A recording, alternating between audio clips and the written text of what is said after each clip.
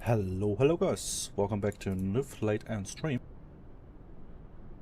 Yeah, today we are flying again a Microsoft Flight Simulator 2020. And today we're gonna do some 737 MAX up with the IFLY. Also, today a little bit more special flight since we are doing today 2 legs and not only 1 leg, so we're doing 2 flights. And the second more special thing is that this flight today takes us to Longyearbyen. I hope I pronounced it almost correctly, which is like the most northern airport, like for commercial aircrafts in the world, and also in the Arctics in the north on the island Svalbard. So this will be our second leg. Also, the sun is not getting down currently. We are in the summer as well, which is also really interesting. So yeah, the first flight will be here, like I said, from Helsinki. We have also the nice freeware scenery for Helsinki here as well, and we are flying to Oslo, quite short flight. And of course, as usual, we are flying a reflight. We are flying on the flight here from Oslo to, from Helsinki to Oslo. We are flying the Norwegian flight 11901, which is in a real life operated sometimes by 77 and sometimes by 77 MAX. We're gonna use the MAX for both flights today. Oh man. The registration today is Sierra Echo Romeo Tango November, which is the 737 MAX 8 here, which also flew this route some days ago. And then from Helsinki after a turnaround, after Oslo, after a turnaround, we will continue flying to Longyearbyen. And on the Norwegian flight real life as well, Norwegian flight 390, which also will operate by 77 and 77 MAX as well. Yeah, it will be really interesting, especially in Longyearbyen. So, let me show you the flight plan for the first flight.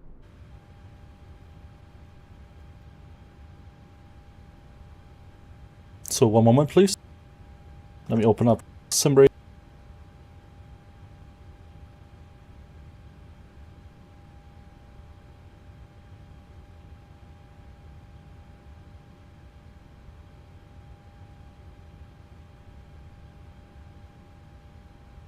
So, on the way here from Helsinki to Oslo, short flight, we have, like I said, the Norwegian flight 11901. Call sign will be SUV flight, North Shuttle 9 Hotel Zulu. I think it's North Shuttle. Ah, never mind, it's Nordic. Nordic 9 Hotel Zulu. Takeoff weight was calculated with 69.2 tons. The block fuel, which is required for our flight today, is 5.8 tons for the short flight here to Oslo. And we're expecting departure here out of Helsinki runway 22 right, Devo for November departure, and in Oslo we're expecting 01 left for now for SBAB Izeba for Lima arrival, and for now we're expecting Flightsim ATC as well there. Calculation of the block time was 1 hour and 44 minutes. Our expected departure time is 14 Zulu. 178 passengers expected for the boarding. In real life, this aircraft has a capacity up to 189, but unfortunately IFLY still don't have like specific configuration for the seats, so we have maximum capacity up to 178. Bags cargo 2.8 tons, payload 80.6 tons, and zero fuel 63.6 expected.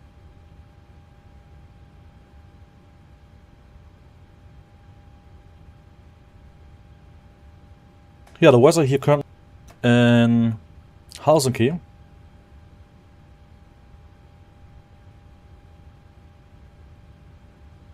We have currently hit 13 degrees Celsius, wind is from the south, we have a few clouds, wind with 12 knots, varying between 140 and 200 degrees. Good visibility, we have clouds, like I said, 3 clouds at 3,500 km 1004, so quite good weather here actually.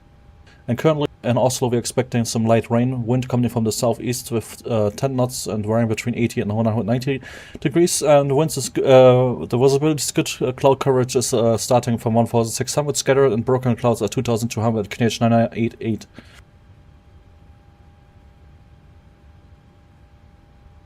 This will be our route here to Oslo, flying towards the west here over Finland, and then joining here into over Norway. Sweden, Sweden, and then to Norway, here to Oslo. Traffic Finnair 9er Papa Foxtrot is established on the ILS 22 left and about 8 miles. So, and then from the weather briefing you can see we are expecting some higher cloud layers, flight level 220 MAX. But beside that there's nothing significant expected. And the winds coming from the south here, so we're expecting some strong crosswind with a light headwind component. Later on it's mostly like crosswind and then a little bit tailwind later on, but the wind getting also weaker towards Oslo. We're expecting flight level 380 for cruise. And flight level 380 you can see the wind is a little bit more less stronger. Okay guys, let's initiate the boarding.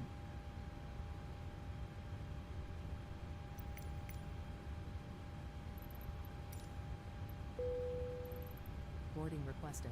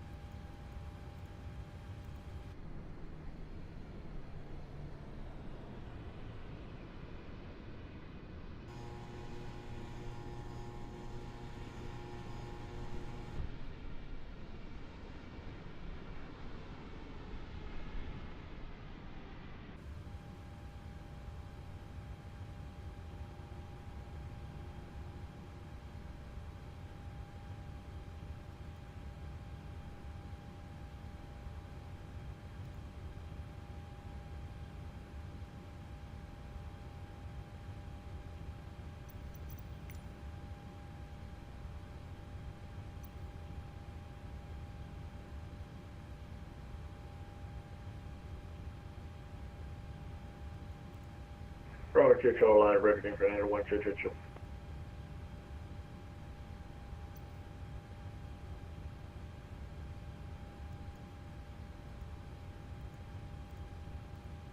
Okay, course on, like I said, is Nordic today. Nordic for the flight to Oslo is Nordic 9 Hotel Zulu.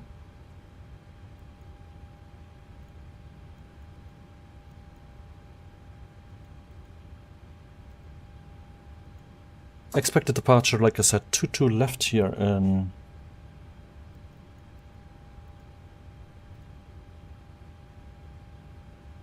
Helsinki.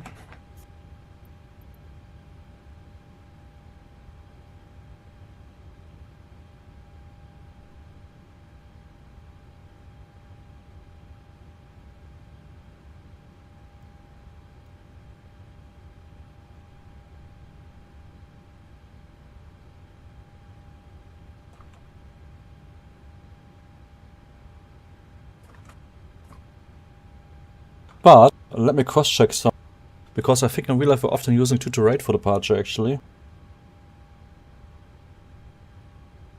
And as we know, SimBrief often doesn't know the local procedures. And it's just like going after the wind. Boarding starting.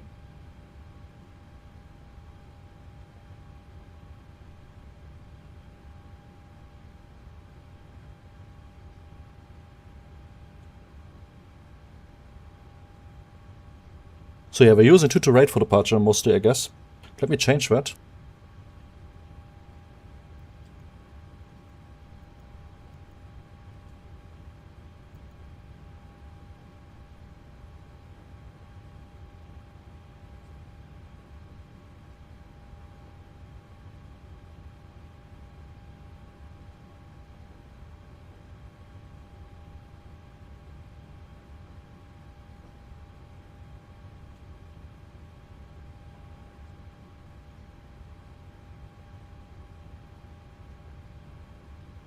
Advent for November.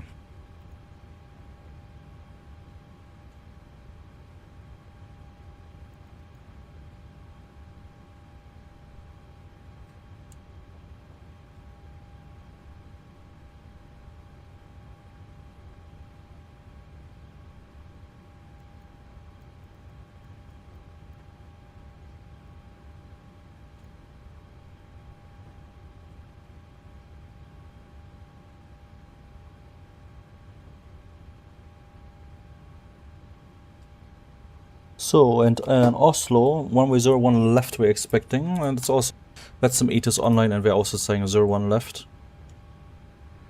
Reading traffic, Finnair 9 and Papa Fox last vacated, to left, taxiing to stand Biscuit 36. 01 left. Reading traffic.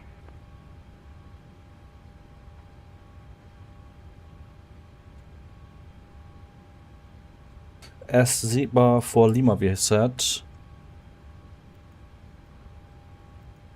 And 01 left Yankee, ISU transition.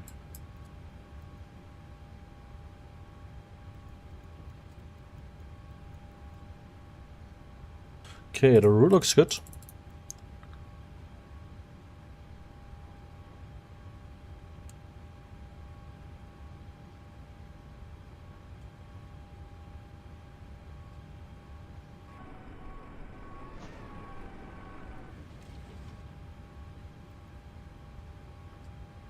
Let's continue setting up here our performance index page here. Cost index 15. I have researched that Norwegian used to be like 15. Not sure if it's correct. Let me also set the weight and balance into the aircraft.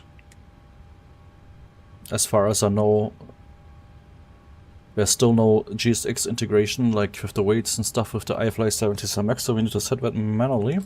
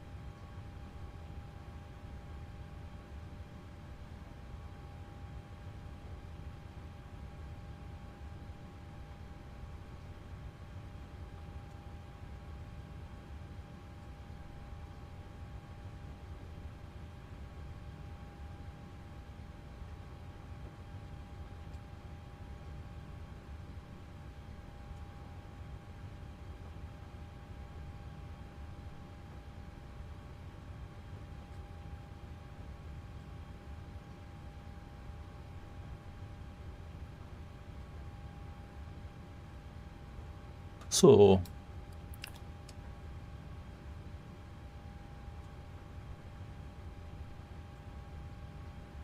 63.6 hours of fuel weight.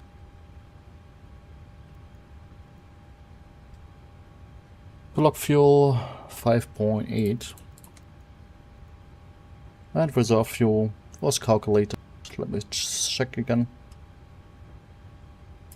2.0. And average cruise wind 167 with 28 knots.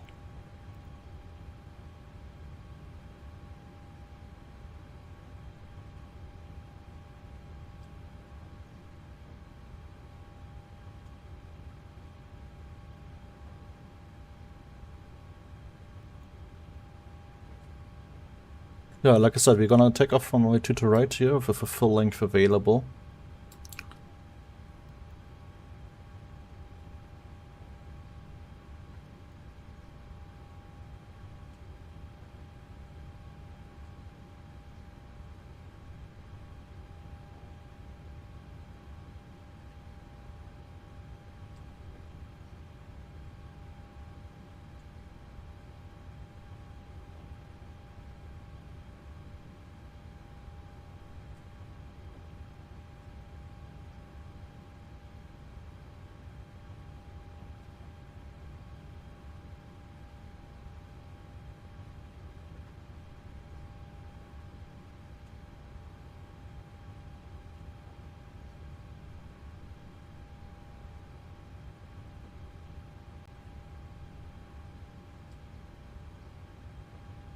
So we are calculated selected temperature 44 degrees, V-speed 149, 141 and 51.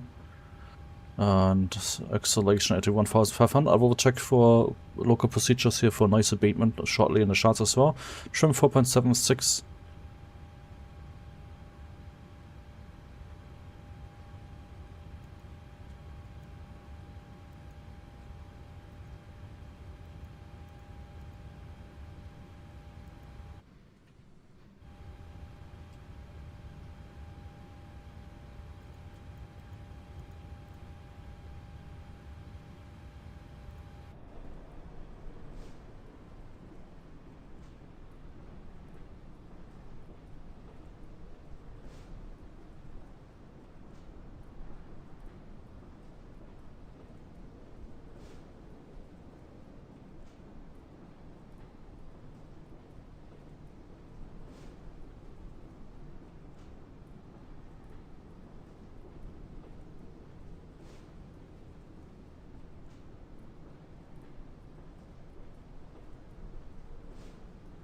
So I can see like 2000 feet after takeoff and aircraft shall climb rapidly as practicable to at least 2000 feet. So we need to have like maximum climb up to 2000 we're gonna set. So I would say we're gonna set 1500 thrust reduction and 2000 for the maximum climb.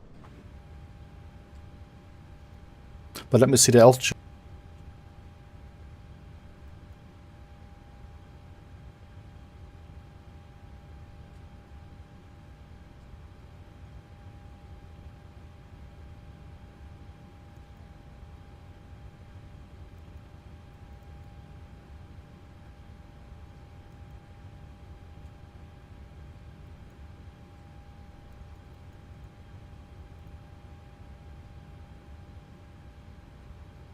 Alright, let's set as well.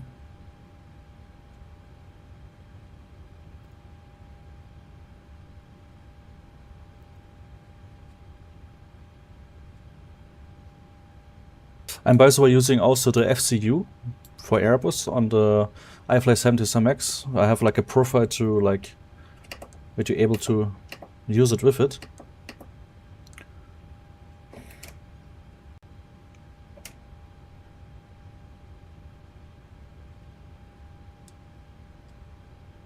So flight directors can go on. VNAV armed. And ATC by the way in Helsinki is not online here with them, but in Oslo like I said.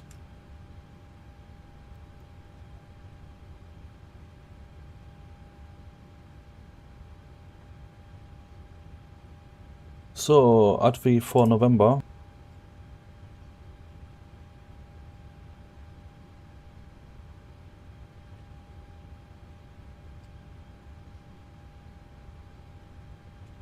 Hello Christy, welcome aboard mate. How are you doing mate?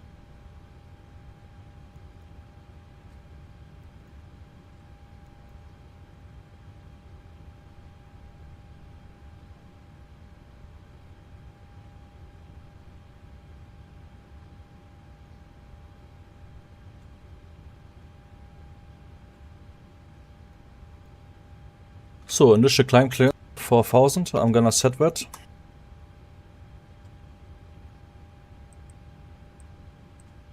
On my FC. Yeah, doing good. Doing okay so far. Thank you, mate. Welcome aboard our 737 MAX. So let's brief also our departure, but first let me brief of course our taxi.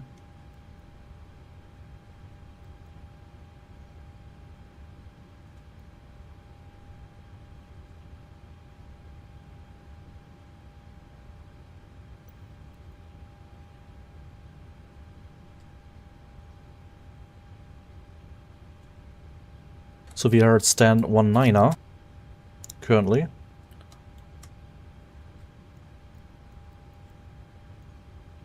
The reflight also departed from this stand, I checked.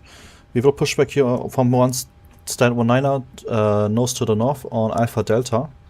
And then we're gonna taxi via Alpha Delta. One moment, I need to check something.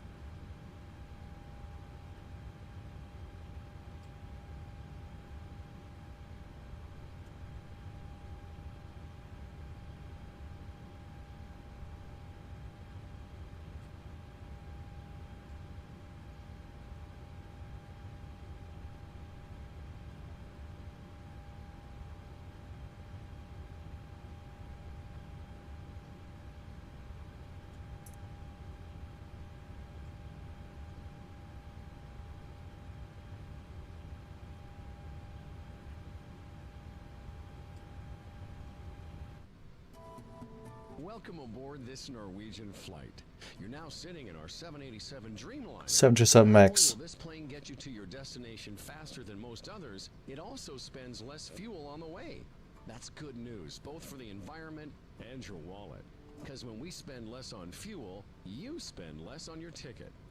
But you probably already know this. Here's some other useful information about this plane and everything in it. So we will taxi via Alpha Delta towards the north. Then we're gonna taxi and cross runway 22 left here via Zulu Delta. And then taxi Papa Delta Delta and Whiskey Delta, and then we're gonna line up with 22 right here on via Whiskey Delta here, full length as I told you, and we're taking off with 3060 meters available. And we are taking off today with a calculated select temperature of 44 degrees, we calculated. PAX will be on and anti-ice will be not required. And flaps will be 5 today. And we are taking off today, as I calculated here. I mean, if I check the noise abatement from Helsinki, at least up to 2000 feet, you need to be like full climb. So I set with the altitude here of the airport 2180 for our acceleration altitude and reduction 1680.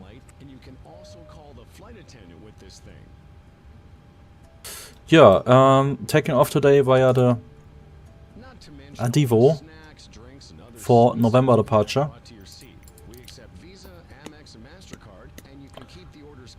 By the way, boarding is almost completed. Let's start up the APU. Also featured on your touchscreen is the coolest 3D map flying on any aircraft. The heck? Browse through points of interest or look at street maps. You can even check out restaurants or sites at your destination.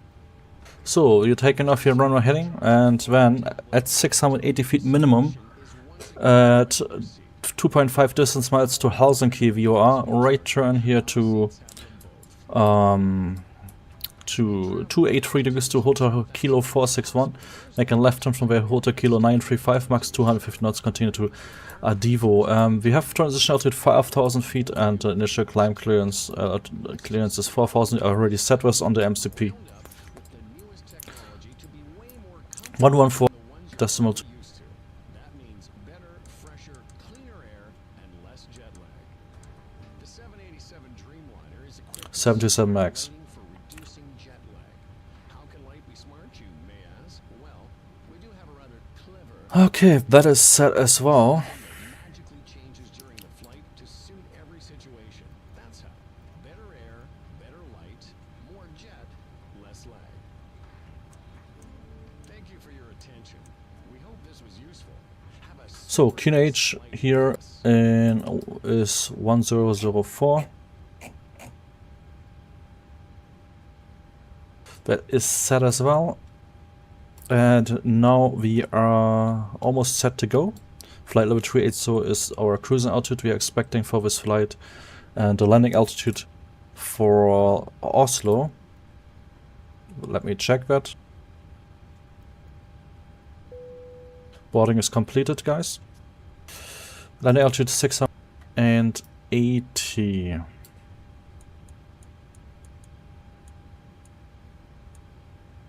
Is set. AP running.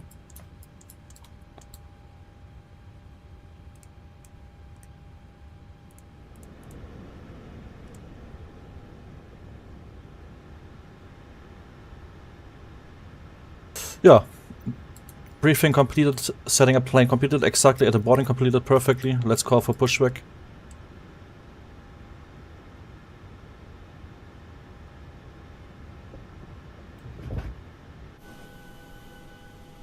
Hello, Captain. We are ready for pushback.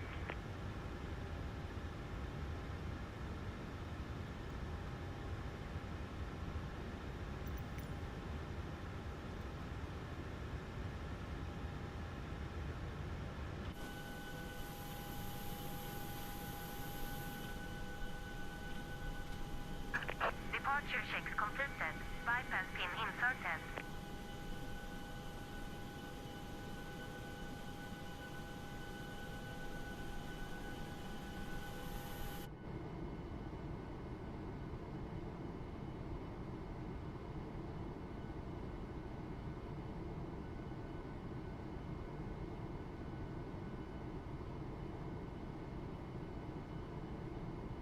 ladies and gentlemen. Looking gear. Please may we have your attention while we demonstrate the safety features of this Boeing 77 MAX. Dreamliner aircraft. All hand luggage located on the floor must be placed under the seat in front of you. So, checklist. The overhead bins Before subject's flight deck door is closed, fuel is checked. Let me cross check it, is correct. Passenger signs are set on, MCP set, takeoff speeds are set. Taxi takeoff we have completed. Anti-collision light on. Checklist completed. As we have briefly need to push back nose to the right. Release parking brakes, please. To press my physical rudder pedals to release the parking brakes.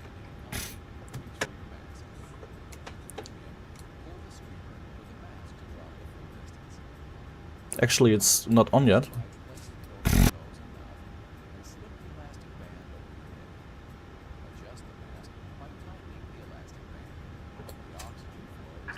Commencing push. All engines clear. So trim 4.76.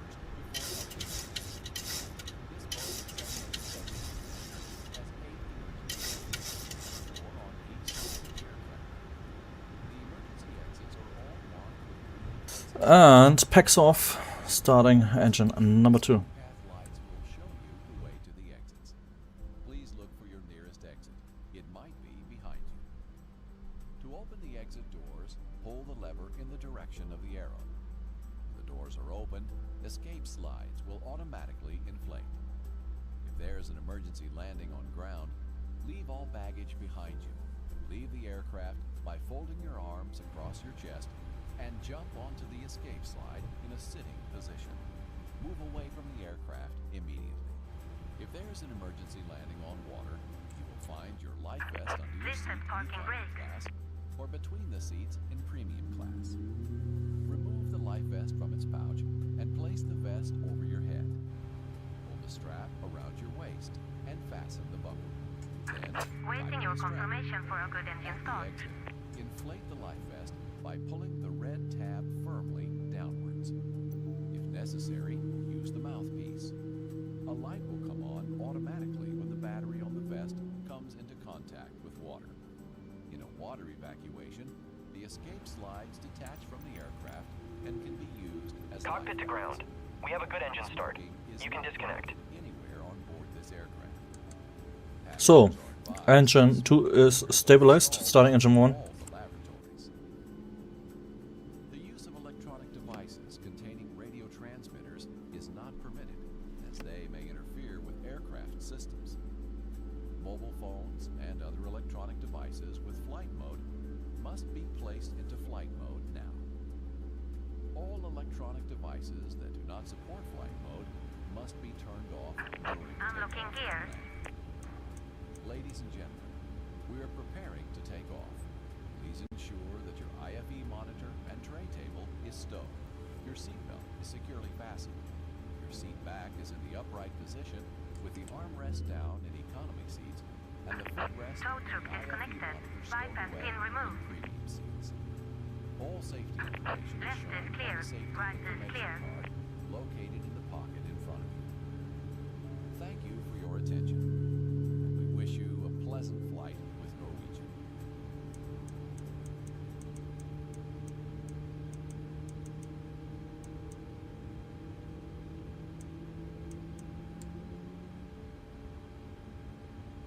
Bye ground.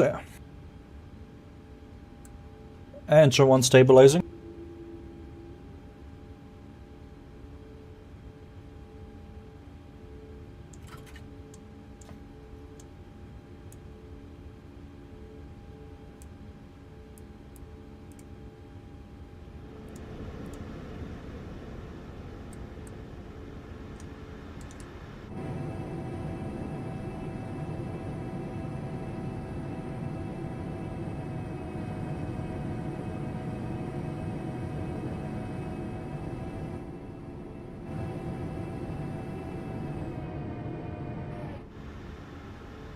Okay, flight control check, guys.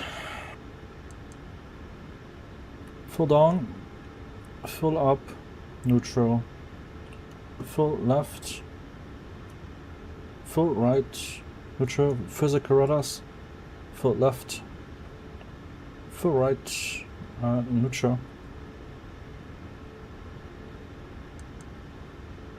Before taxi checklist.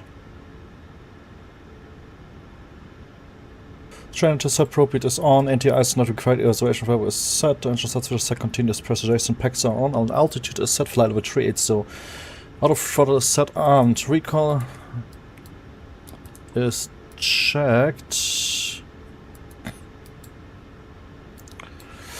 Auto brake set RTO. And flight controls are also checked. Ground equipment is clear. Hand signal was received. Cycle is completed.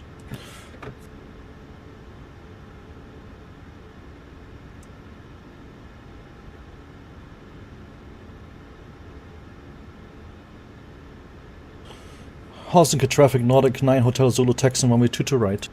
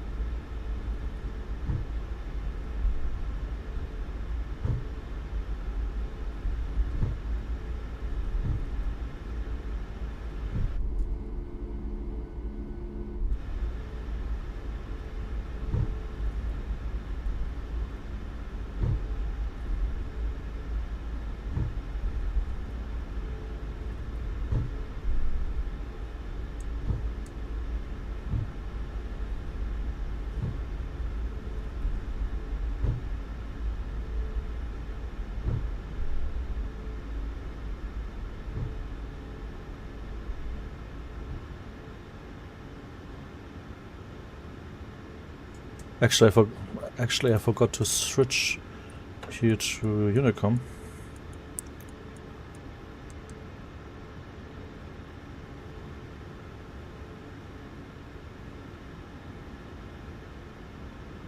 Helsinki traffic, Nordic 9 Hotel Zulu, crossing runway 2 to left.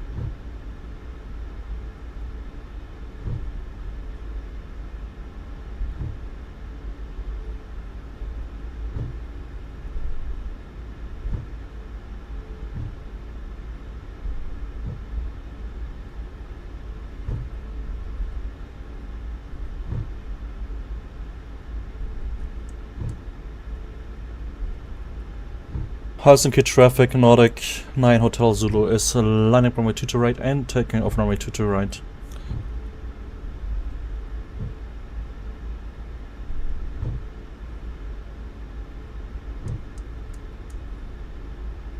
So, PAX as we briefed, not required, anti-ice off, PAX on and anti-ice not required. Takeoff.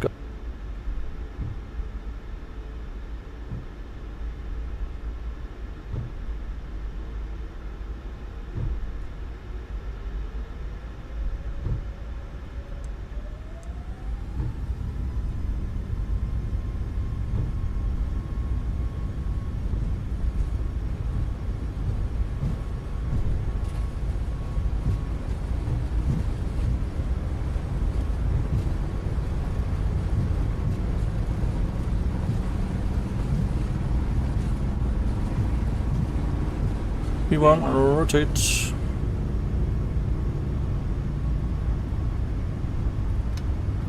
Let's climb, gear up.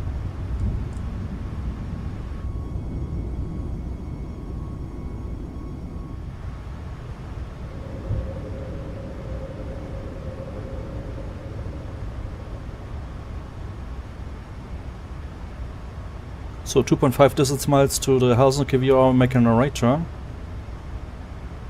2.5 distance miles reached, right turn.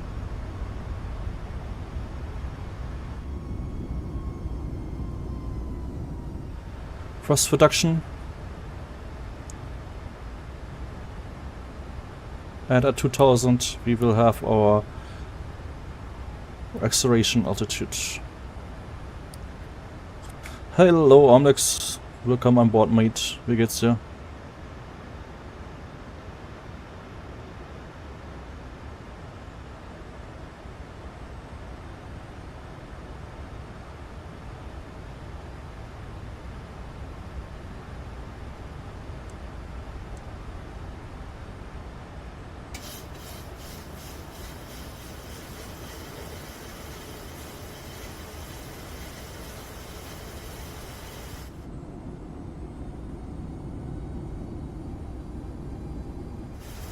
Alles gut bei dir?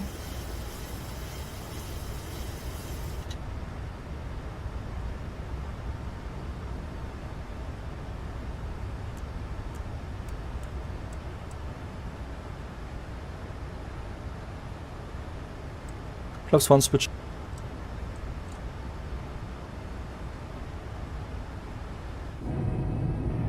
Ist alles gut bei dir?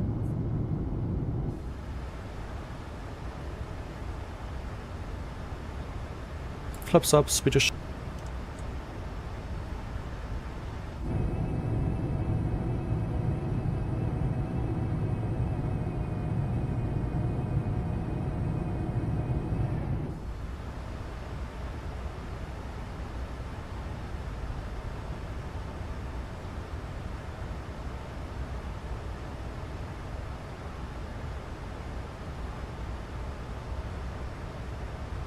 What's going on here, by the way? Why this plane is not giving the climb power as it should?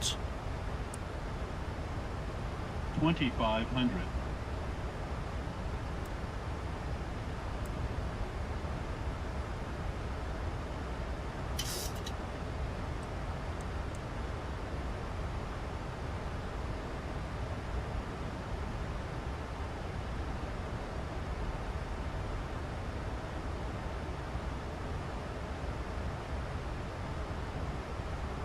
So no altitude restriction, we're gonna own discussion of climb flight over trade, so I'm gonna set.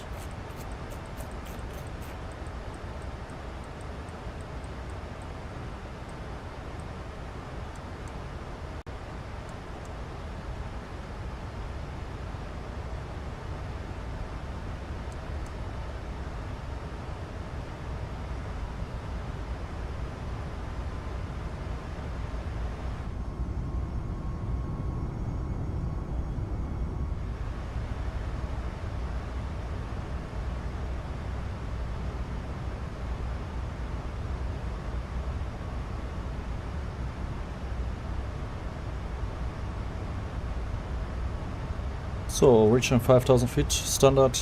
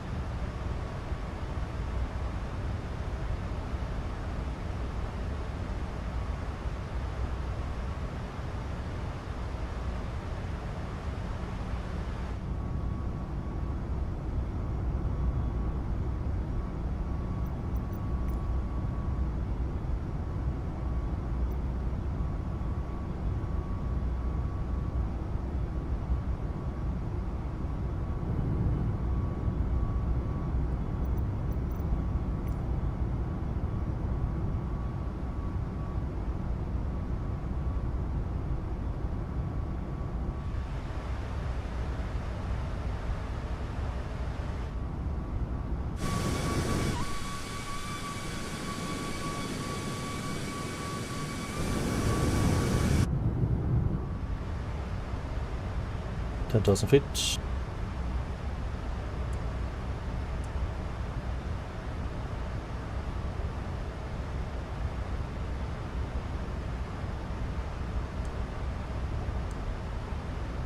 And seatbelt off, no turbulence expected, no clouds ahead as well anymore.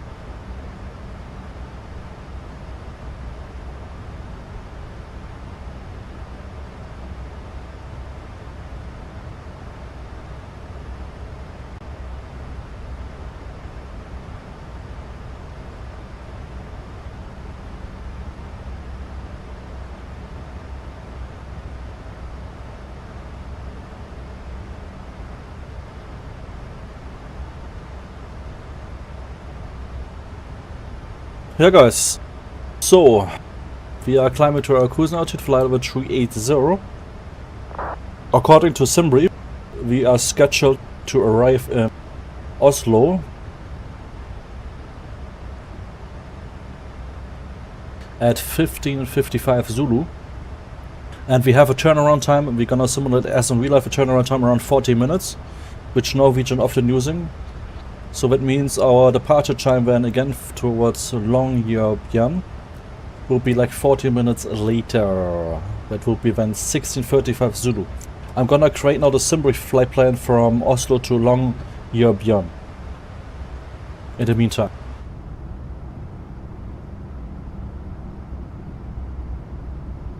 Hello DST Music, welcome aboard mate. Greetings to India mate.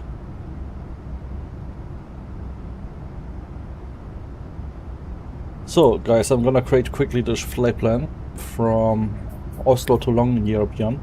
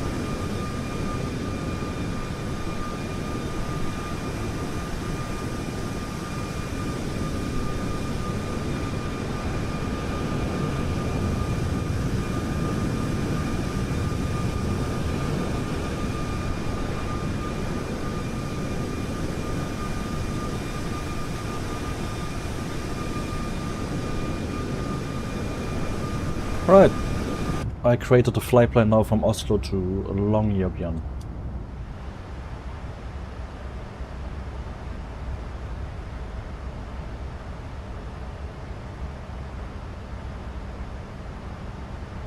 In Oslo, In Oslo there's still like ATC online.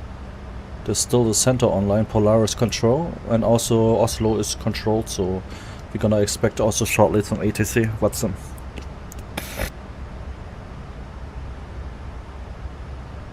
Or close to Oslo.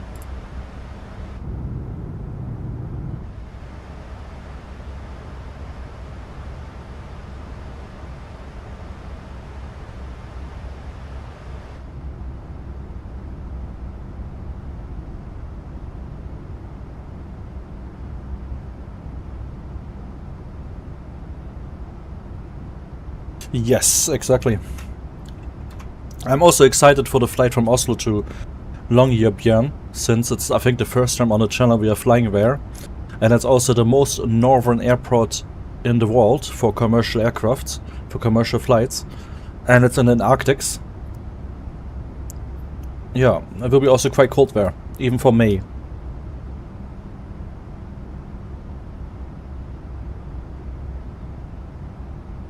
Current temperature there is, I mean, it's okay actually. It's currently like 3 degrees Celsius plus there.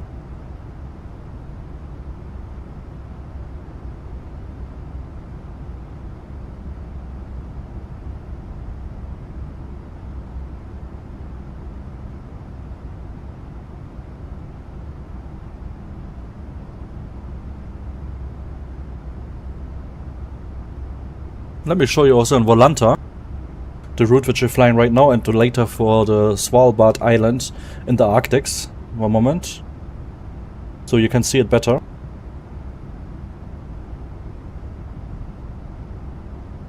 So currently we just departed here Helsinki, flying currently towards the west.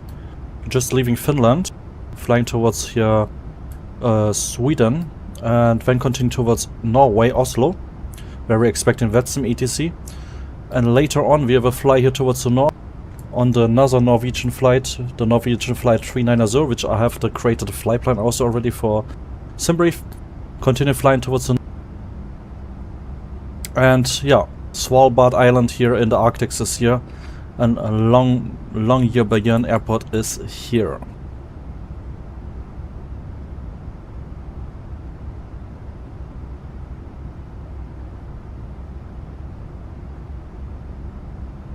And also a little fun fact,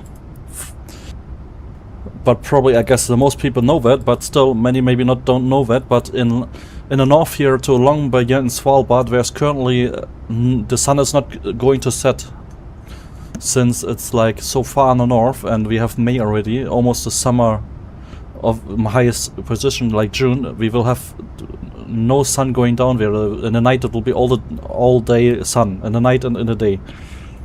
So the sun is circling around before going down.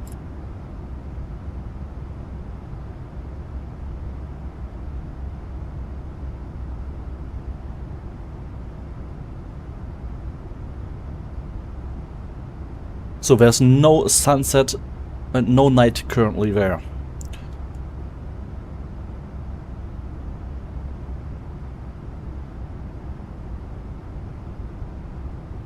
Yeah, the runway is quite short, that's true, like 2,400 meters.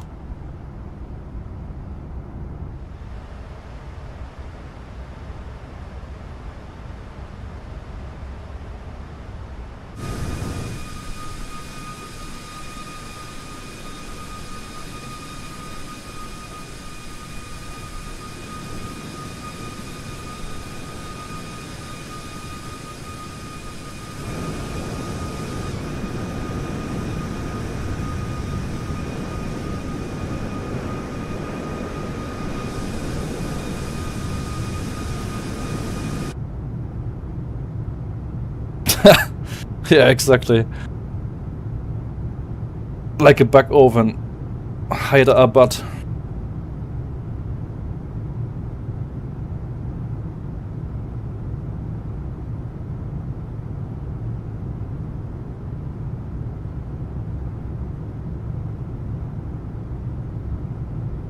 Yeah, I see you have 33 degrees currently a meter at your airport at 19:30 local time.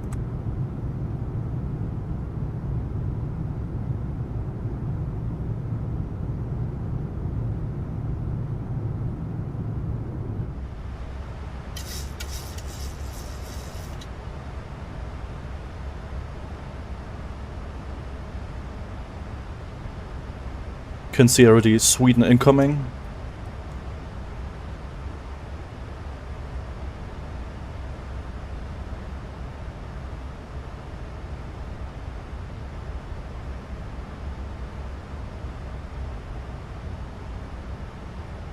As well, we reached our top of climb and our cruising altitude.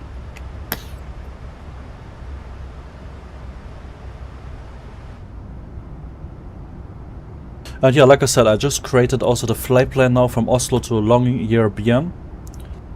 Our scheduled arrival time, the scheduled one, is in Oslo, like I said, at 15:55 Zulu. This is the scheduled time which we arrived, but we have arrived probably earlier. Let me see what's calculating right now.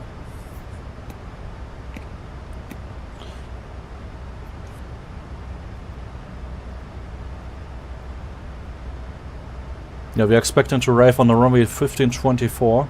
So typically in real life also often you are 10 minutes earlier or 15 minutes earlier. And our scheduled departure time towards like Longyearbyen is like 16:35 Zulu. We have 40 minutes turnaround time.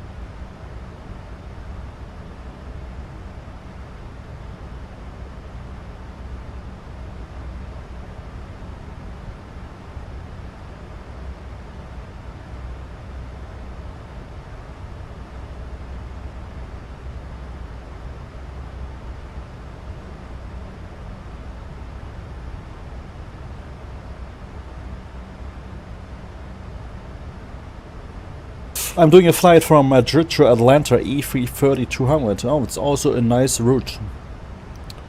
Also a nice route, mate.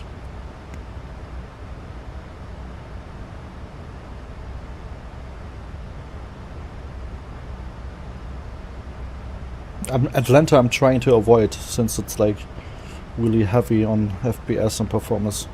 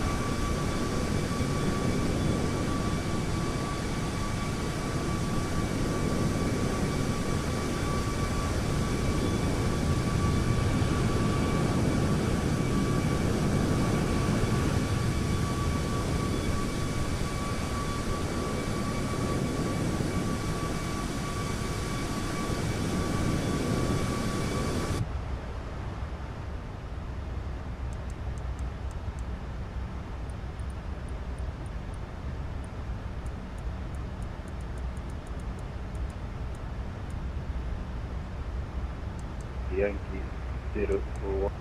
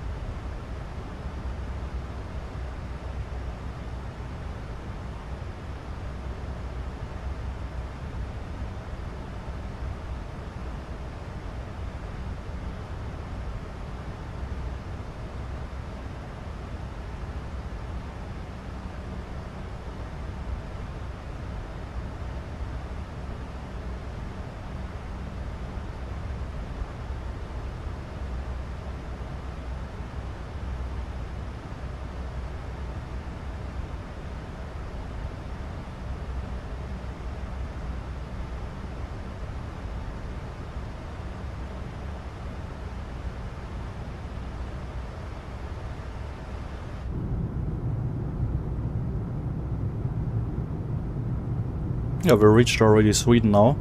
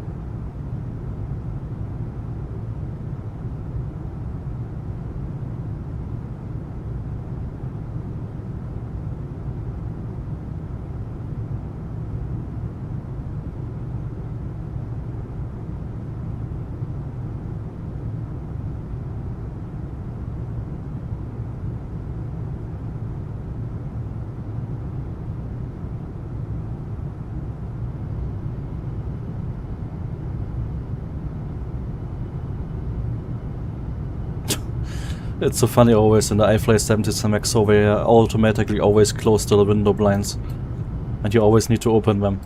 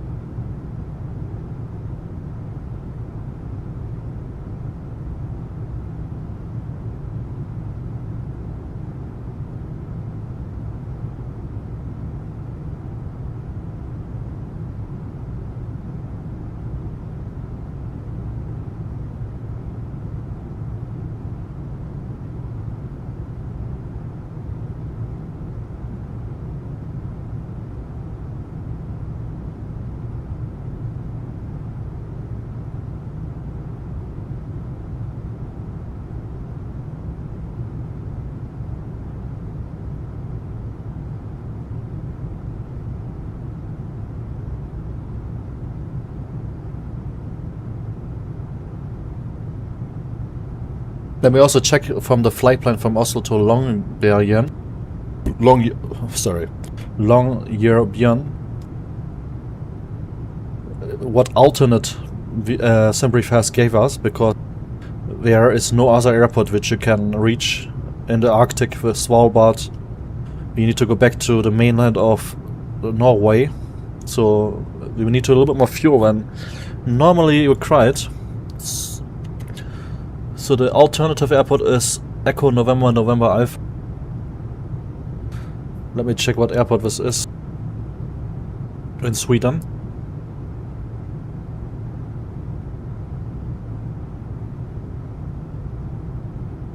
And how the weather is there. Okay, it has 2,700 meters available of runway. The weather is okay there, 9 degrees, clouds, 3,500 wind from the east, 4 knots. But also we're expecting in Svalbard in Longyearbyen, we are expecting also quite good weather actually. Like wind from the 8 knots currently from the southwest, 3 degrees Celsius, and broken clouds 4,100 and free clouds 2,000, so should be no diversion expecting. And for the flight from Oslo to Longyearbyen, we are expecting 10.9 tons of fuel, quite full, also because of the alternative which we need to reach.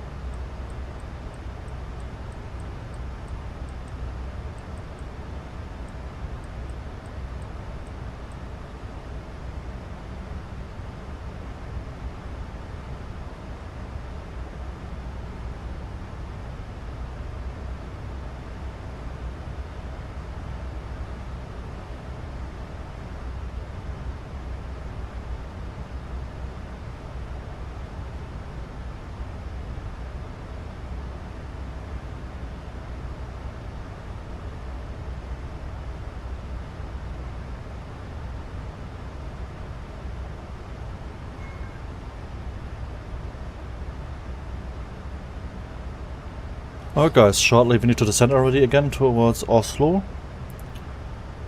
And yeah, we are expecting the Ezeba for Lima arrival. ETC Watson should be also soon contacting us, but we need to contact the ETC, the Polaris control.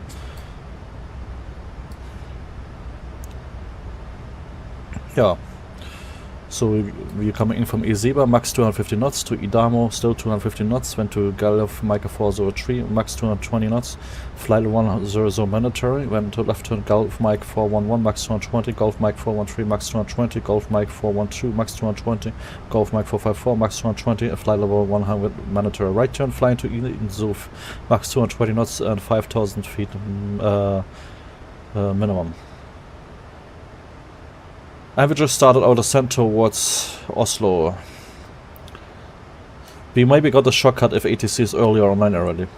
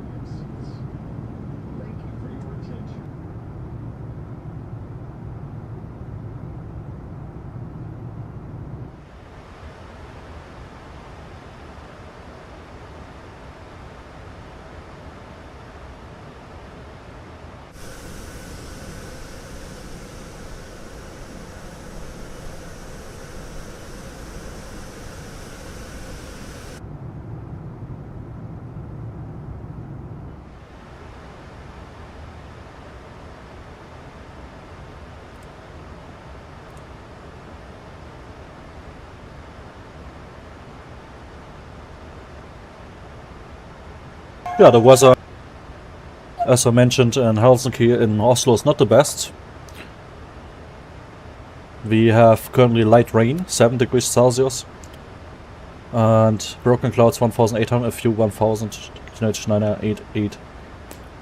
Wind variable 7 knots.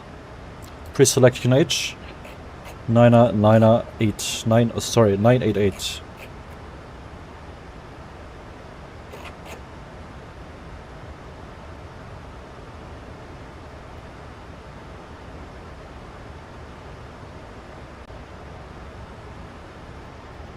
So, von Insuf, mein Tower 220 knots, 5000 feet, we make a right turn flying towards Orgras, max 200 knots, and then make a right turn, intercept the ILS 10 left Yankee.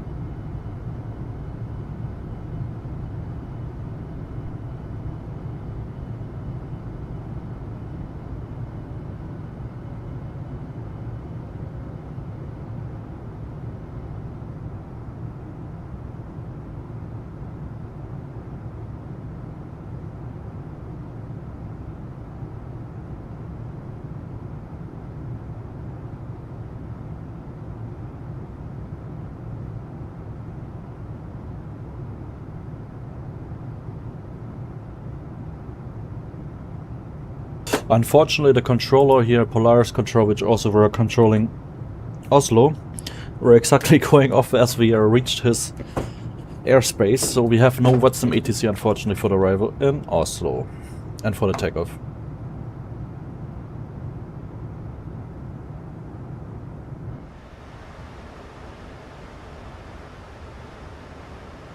That means maybe we can also shortcut ourselves now. I just checked the traffic for Oslo, it's not so much, there's no arrival currently after this Viking. So let's just shortcut, I guess, here from Gulf Mike 403 to Insuf.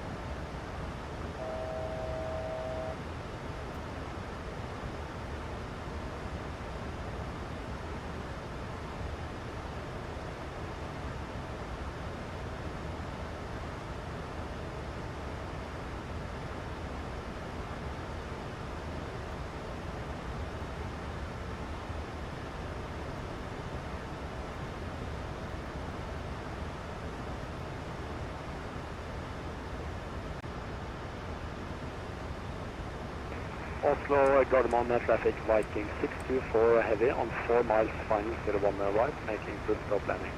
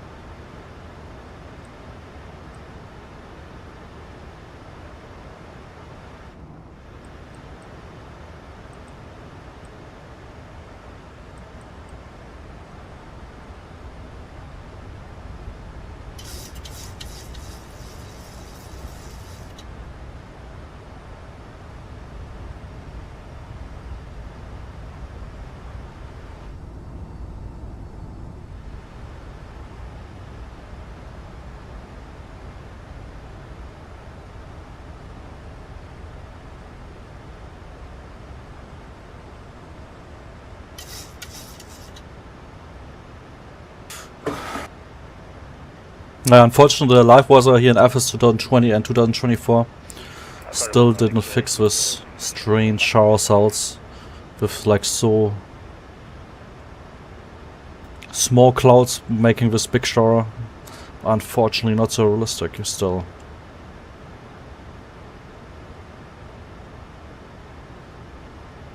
In FS 2024, I think it's checked it out, so it's still the same as well there.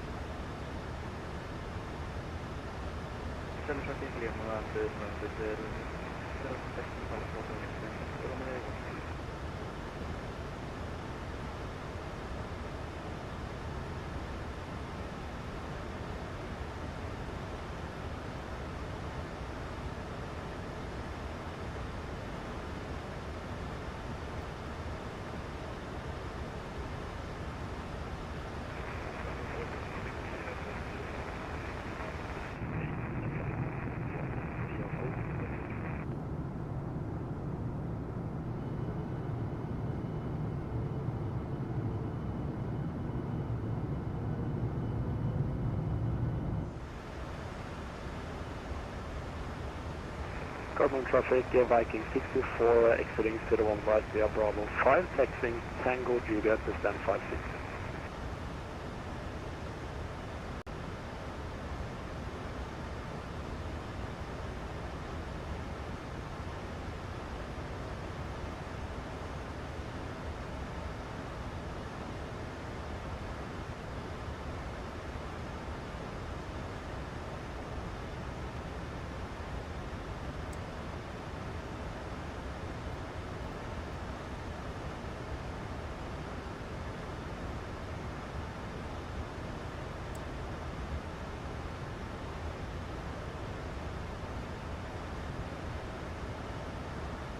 Look at this cumulus clouds.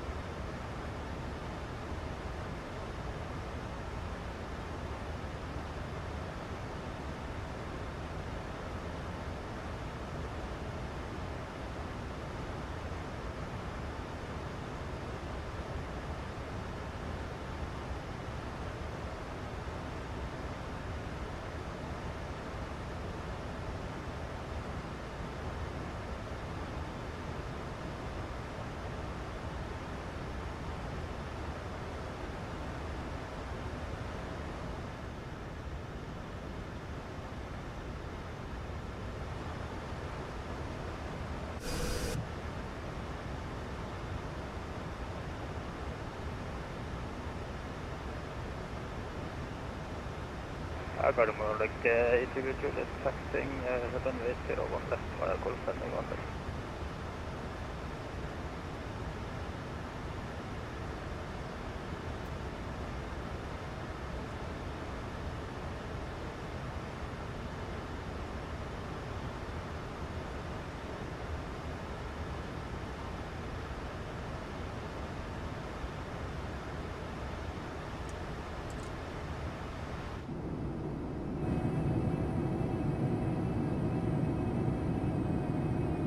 Garmin traffic Viking 624 heavy on Juliet will take stand 58.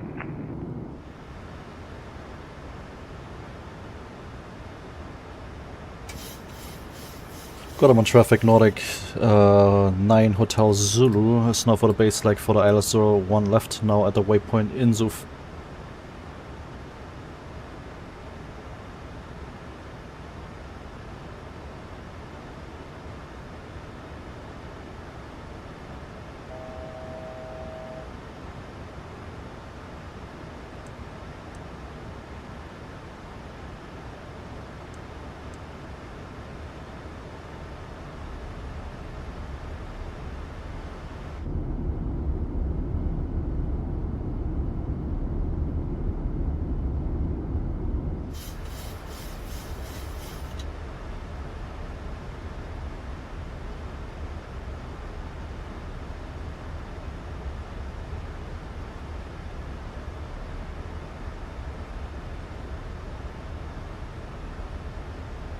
Oslo traffic, Lufthansa 360, push to start.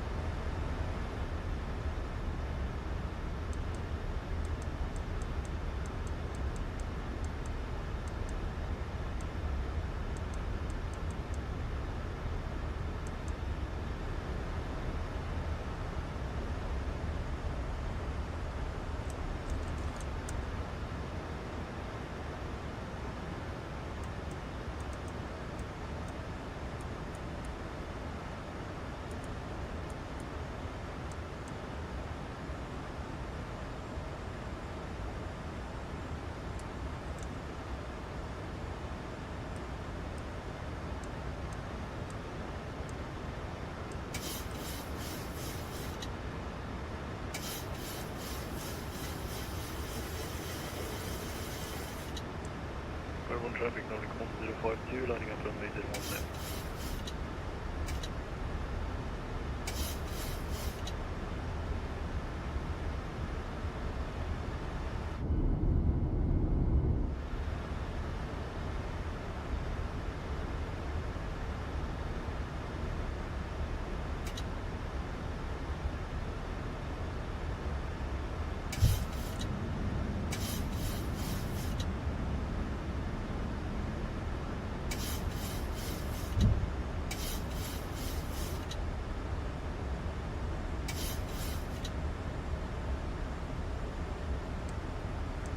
2500.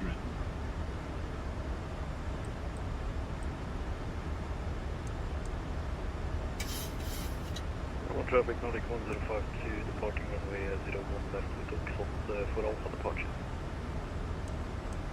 So, why verticals is not working here? 2500.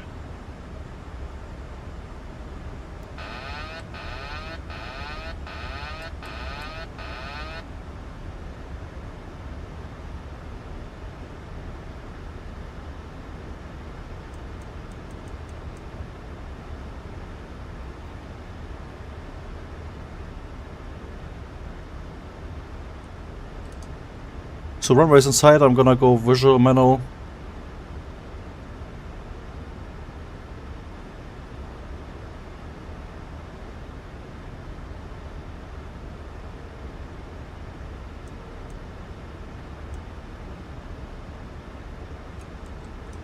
Winds is currently 7 knots.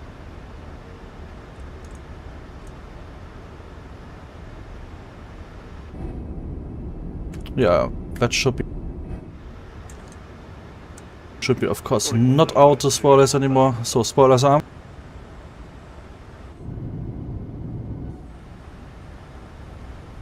Got him on traffic, Nordic 9, Hotel Zulu, short final, ILS 09 left, correction 01 left. Gardermoen Nordic 8 holding 01 left for landing traffic.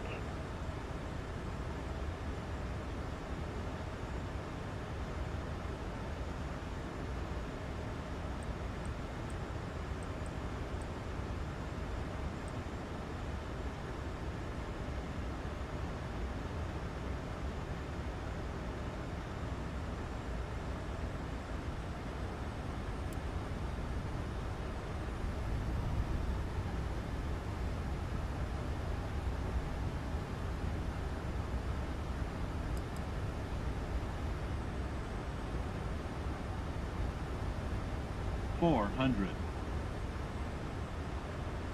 300 minimums. 200.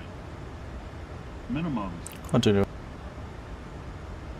Gardermoen traffic Nordic 8 Juliet landing after 01 left. 50. 40. 30. 20. 10.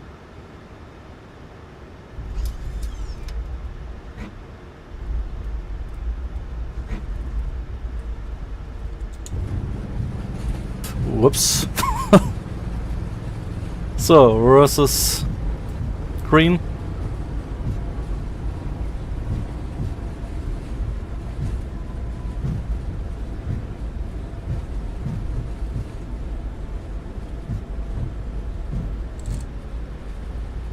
Minor braking, rest is off.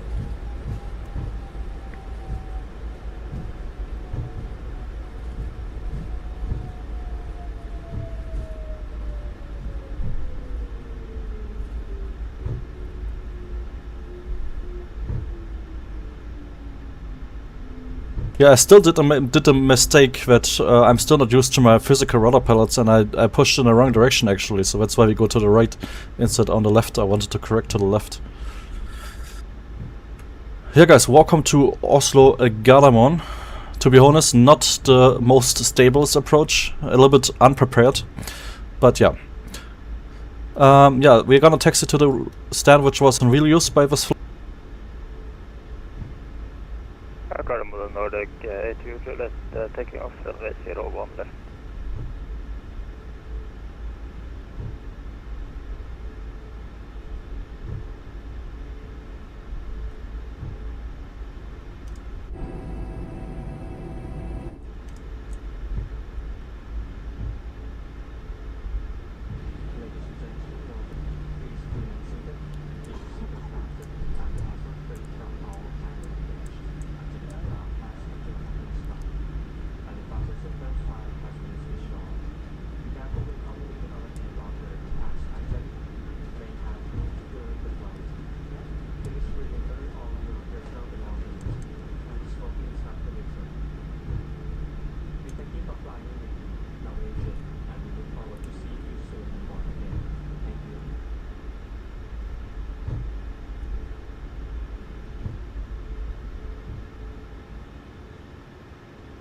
The hell is he doing?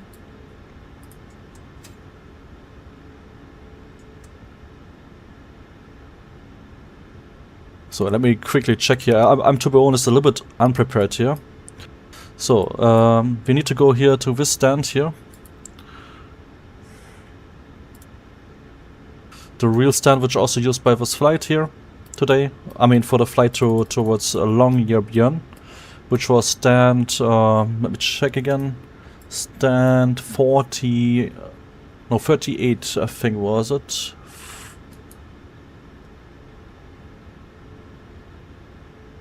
No, 48, sorry, 48 we need to take. Which also pre-select by GSX.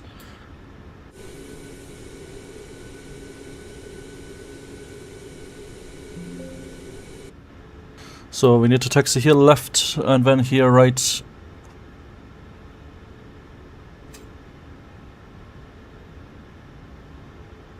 And also let me cross-check really quickly if you taxi here left-hand sided in Oslo or you use right-hand sided. But it seems like you use left-hand sided here.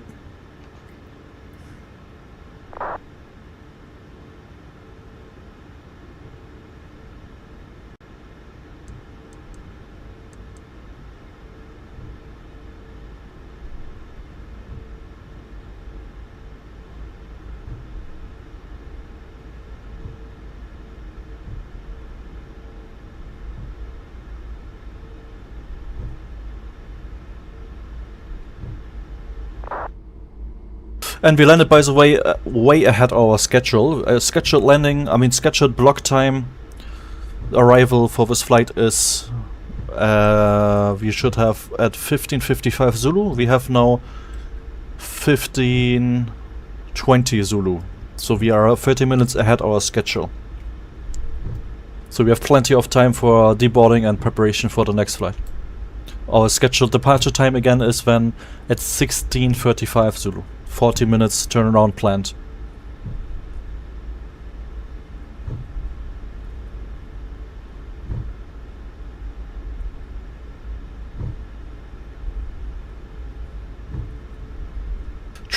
Travis, hello, welcome aboard, mate. Thank you, mate. Thank you. And welcome aboard our 737 MAX here in this beautiful Oslo, here in Norway.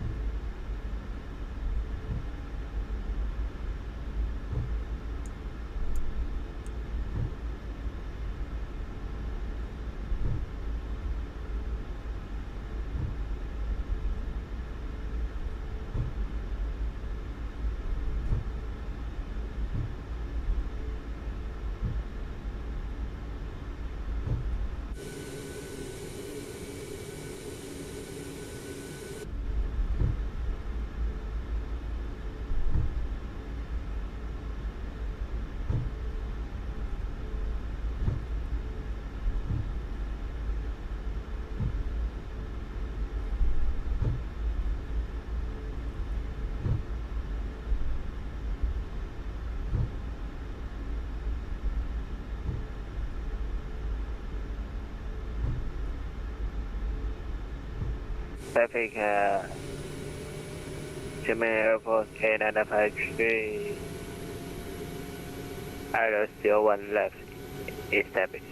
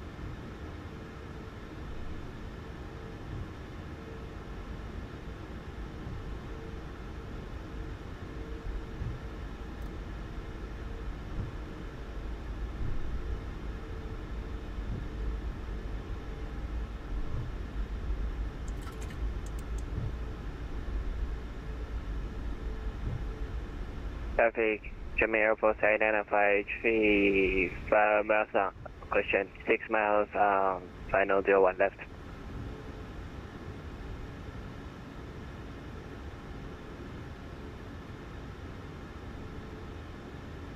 And we'll circle to land runway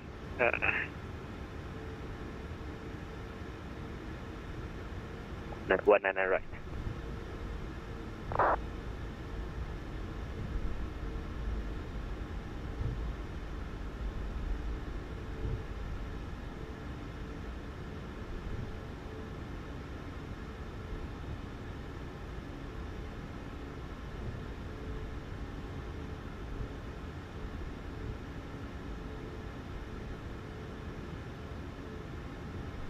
It says A320. What the heck?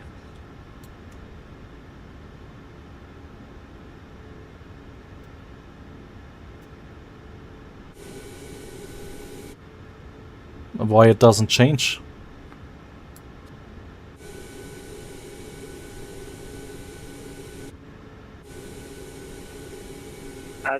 Traffic, German Air Force 895 5 miles on, final 01 left.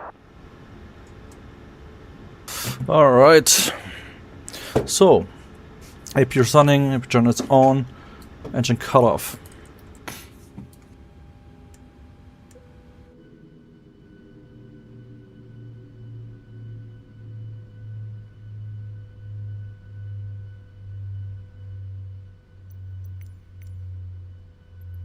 The boarding requested.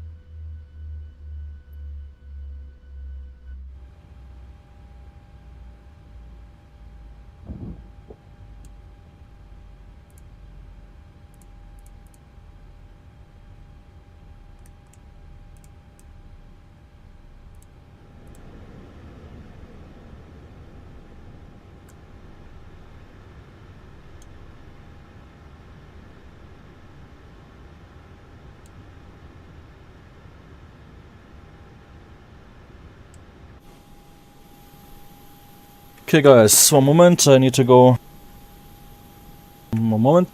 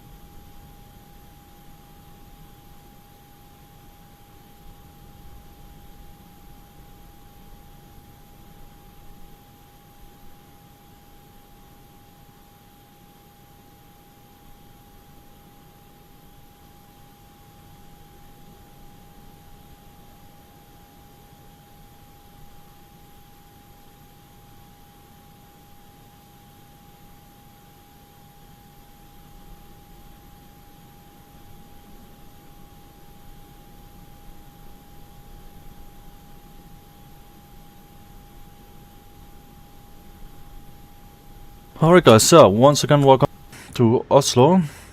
The boarding is now in progress. I have already created a flight plan. Ooh, where the parking brakes are off again.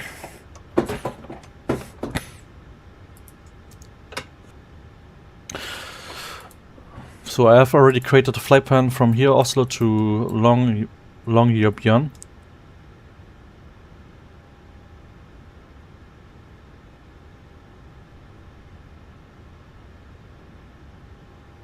Traffic, German Air Force 895 sure final 19 right.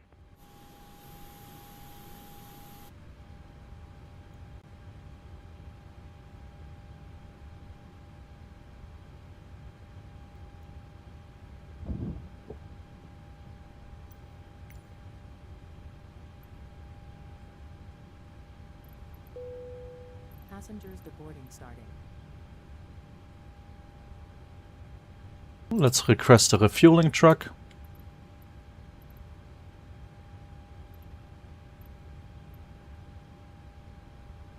And I will show you, brief you now with the new flight plan now from here to Longyearbyen.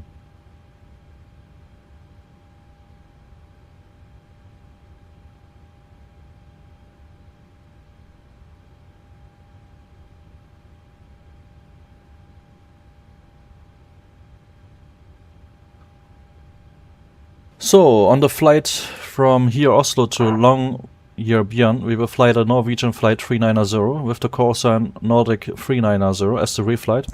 Takeoff weight is expected to be 74.3 tons.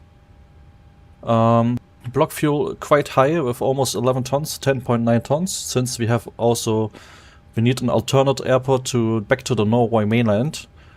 That's why it's so much fuel. Since there is no other airport available in Svalbard for commercial aircraft. That's why we have also much more fuel. As you can also here see, an alternate plus finers, 4.1 ton. And yeah, we're expecting departure here out of runway 01 right probably, or 01 left. I will check that shortly. Ribe 1 Alpha departure. And we expect 127 here in Svalbard Airport in Longyearbyen. Expected block time 3 hours and 7 minutes. Expected scheduled departure 16:35 Zulu, which is in about. Oh mate. Runway 19 right vacate. Which is. Come on, bro. Which is like 1 hour. Since we are way ahead our schedule, that's why we have so much time now until the departure. 178 passengers expected for the boarding, same as we had before. 2.8 tons cargo payload, payload 18.6, zero fuel 63.6.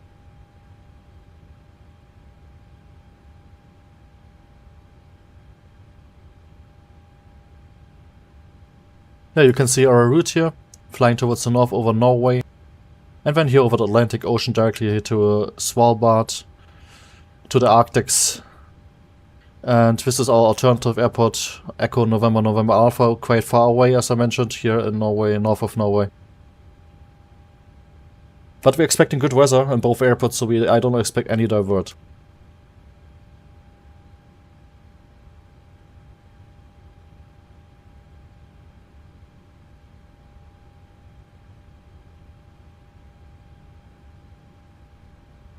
Yeah, cruising altitude flight over 360 is expected. You can see the winds for beginning are mostly like from the south east with some tail crescent, and later on it's just like crosswind, moderate wind, and later on we have some supporting tailwind quite strongly, moderate to strongly.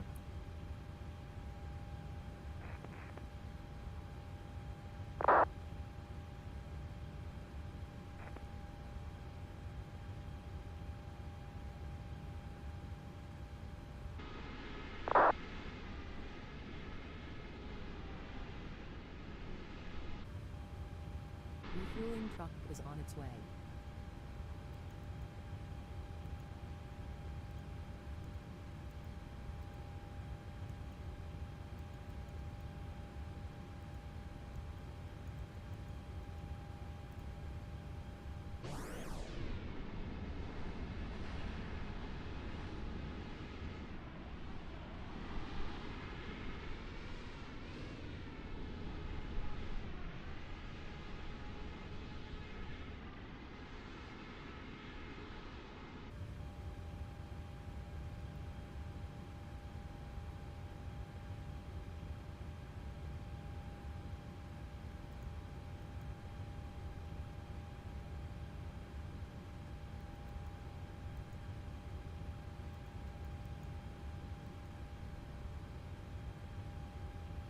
But we're gonna expect runway 01 right for departure, I guess.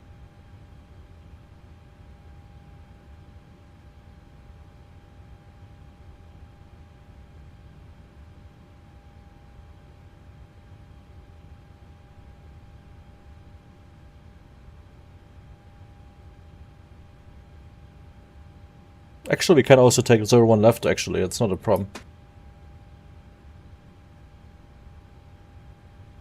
But probably even with intersection departure, but actually the 737 MAX is not able with the IFLY to calculate intersection departure.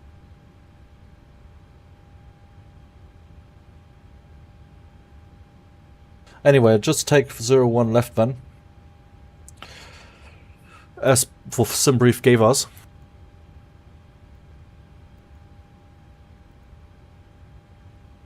And we're expecting, as I mentioned in the briefing,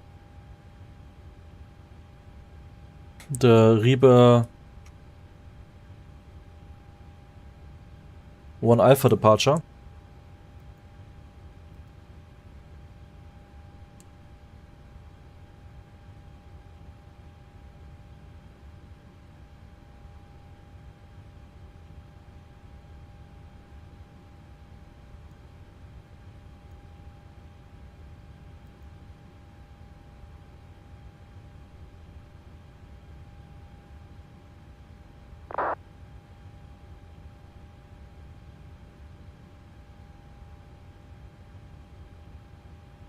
And we're expecting, like I said, runway 27 for now Establish localizer runway 19 left. in Svalbard Airport.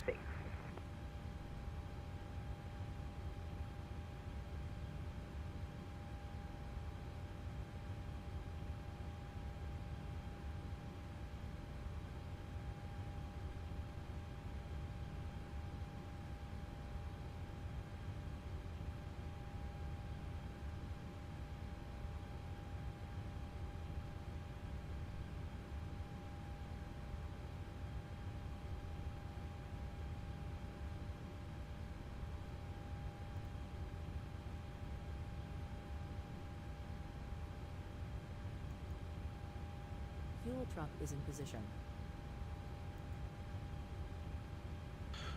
Vehicle transition, the RMP approach, runway 27 there.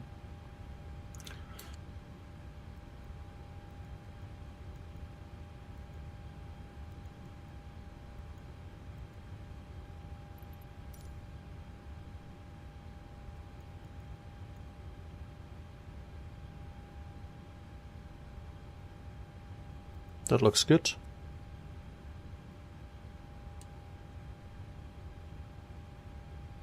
Who looks good, guys?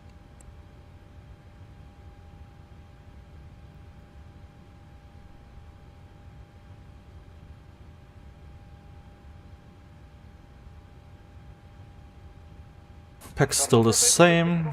Cargo actually as well. We're gonna set it like this again. And fuel, I'm not sure if it's synced with... Yeah, it seems like synced with the GSX. Nice.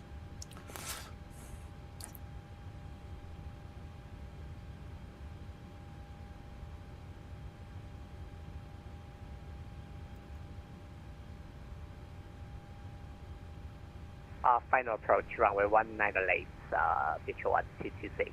63.6, so if you weight similar to on the flight from Helsinki to Oslo.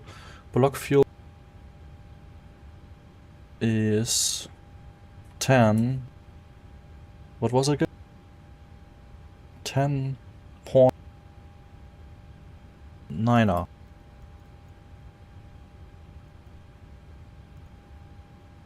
And reserve fuel 4.1 ton.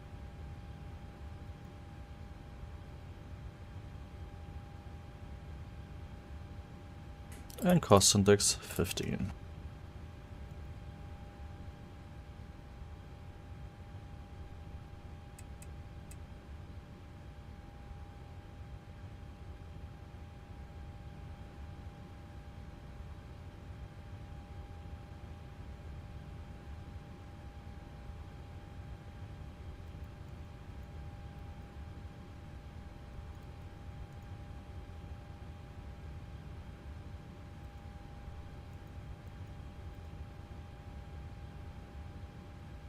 Oh, HD Tomish, welcome to the stream, mate. Long time not see. How you doing, mate? Passenger deboarding complete, it seems like.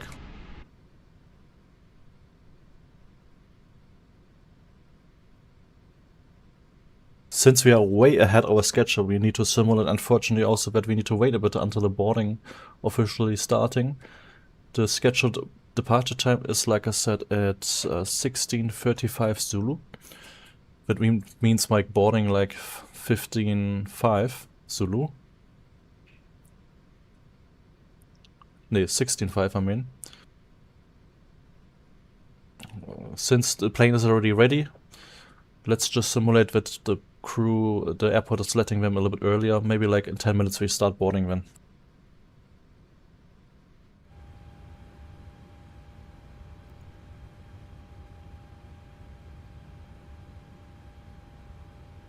Hürding, H.A. Thomas.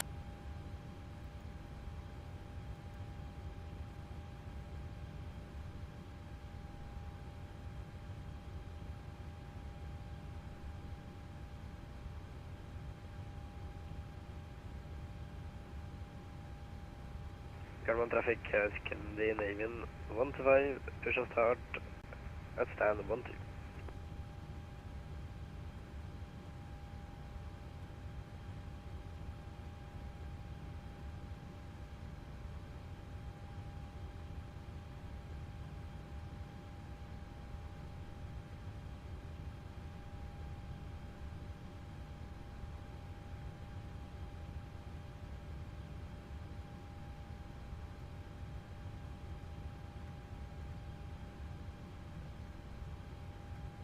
Garmin traffic, Nordic 611 at 4,700, continue to 4,000, setting into Odudi now for the ILS 19 right, Garmin traffic.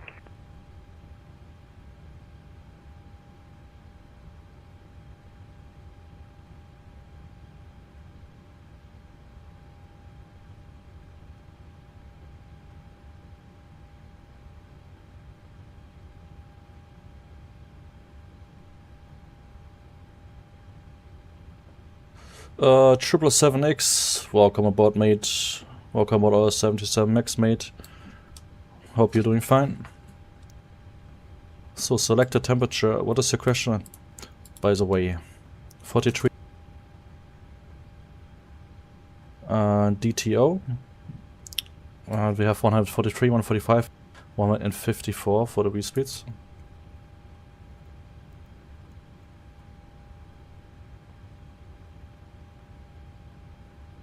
We need to wait for this because the fuel is still loading, and yeah, it's gonna change. Garmin traffic, Nordic 8 Romeo Papa, taxi Bravo 7, bold on the left, Juliet Tango.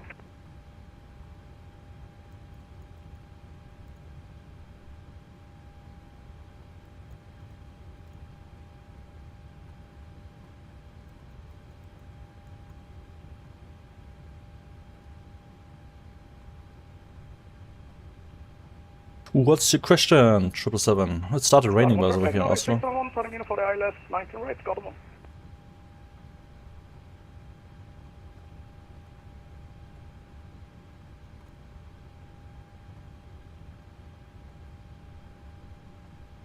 So let's do a briefing, guys.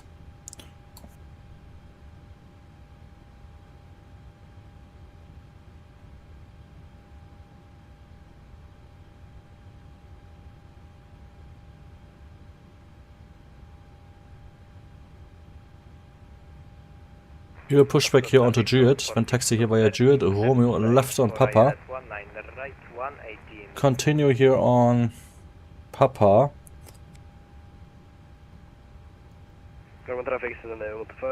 Then left turn on to November, and then south to November, when we're gonna line up here one way. So one left here via Alpha 2 full length. 3,600 meters available we have here.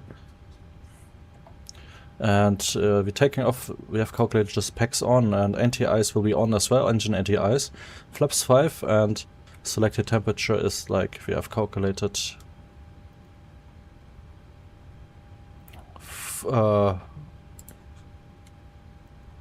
43 degrees. and but it will maybe change since we have not the final weights for refueling. I don't know what the hell is going on with GSX, but GSX didn't load correctly our fuel. So let me set it manually actually.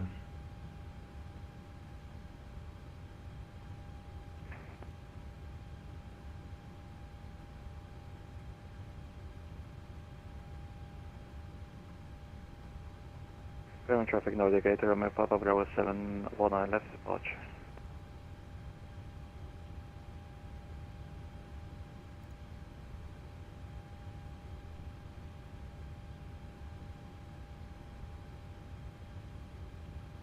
Okay.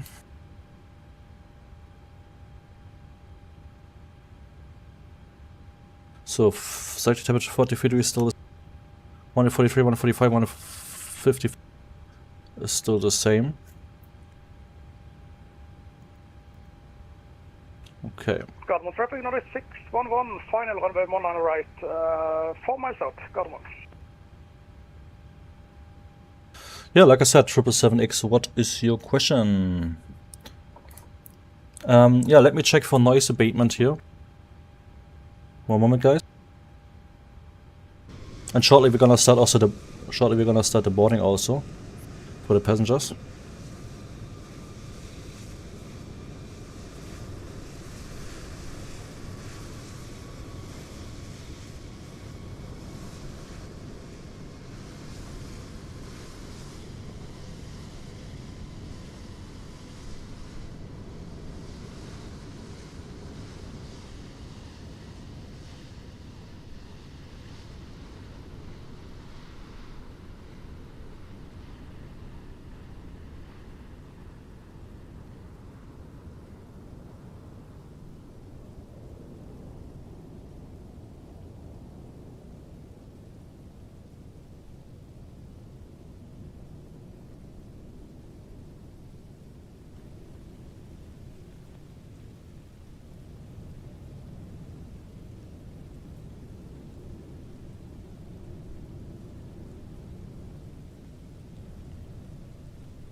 Oslo traffic lot 462, establish on localizer ILS 19 right.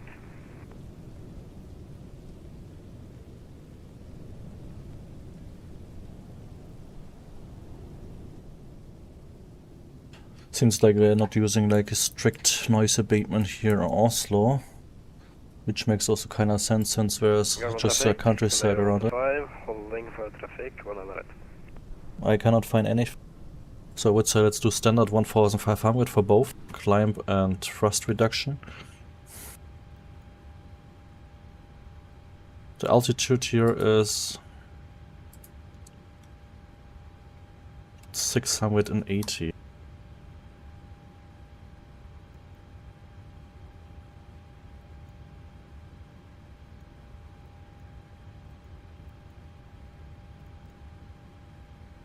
Wait. Gardermoen traffic, Nordic 611, vacated 19 right, taxi, taxi Mike, Victor, Romeo to gate 36, Gardermoen traffic.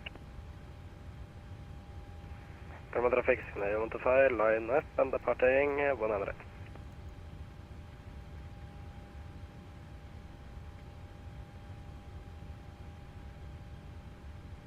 Okay, well it's set as well. Oslo traffic lot 462, fully established ILS 19 right, 7 DME. Temperature is getting really cold here in the cabin. It's like 8 degrees Celsius. What the heck? I'm approaching 19 right. Do you want to slow down a bit and I can keep high speed? I'm the Scandinavian in front of you so we can sequence. I noticed here in FS2020 in 2024 as well that the temperature exchange between outside and inside aircraft often is way too fast and a little bit too unrealistic fast.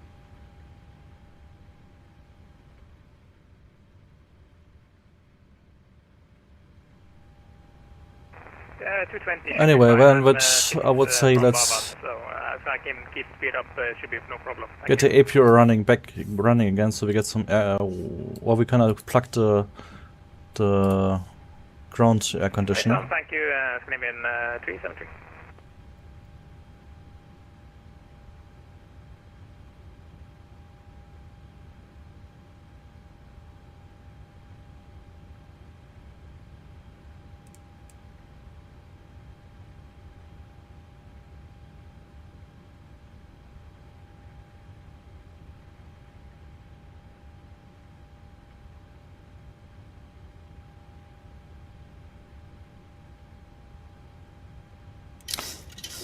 Hey, yaw dumper's off, by the way.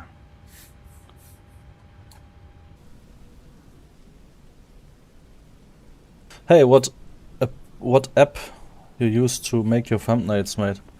I'm still using Paint 3D, Medev, as I always did.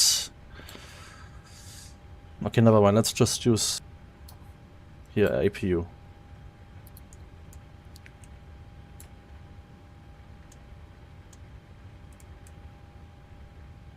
Okay, let's start the boarding.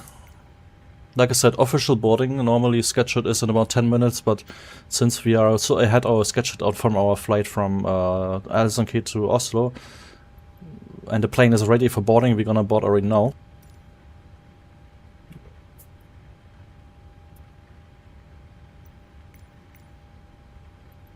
Boarding requested.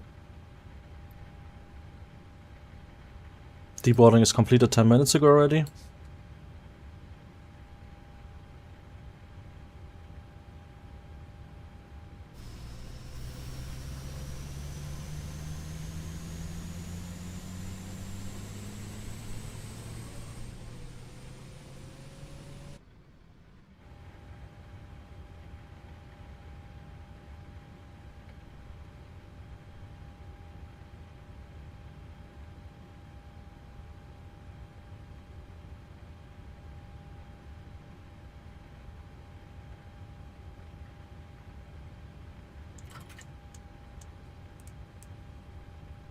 Passengers boarding starting. So we did already our taxi and takeoff briefing. Let's do now also the departure briefing, the sit.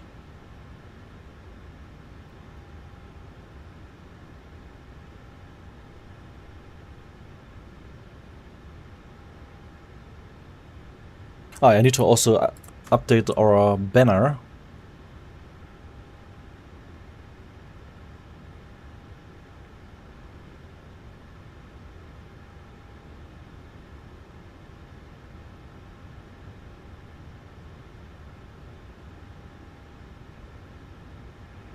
Oslo traffic load 462 runway 19 right vacated.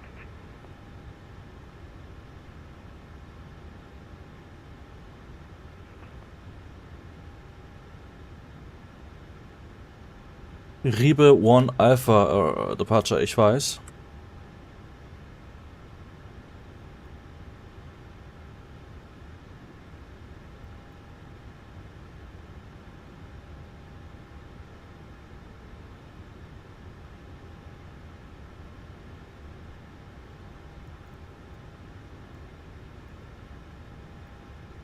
So, departing heading 12 degrees until Golf Mike 436, 230 knots, left turn to Golf Mike 437, then flying continue to Golf Mike 438, making a right turn, continue to Pemus, Nusva and Ribe. 19 right, 9 miles. We're expecting a transition altitude of 7,000 feet and initial climb clearance 7,000 feet as well. ATC unfortunately Oslo is not on anymore on WhatsApp. Let's put the flight directors back on again. Let's arm the LNAV and VNAV.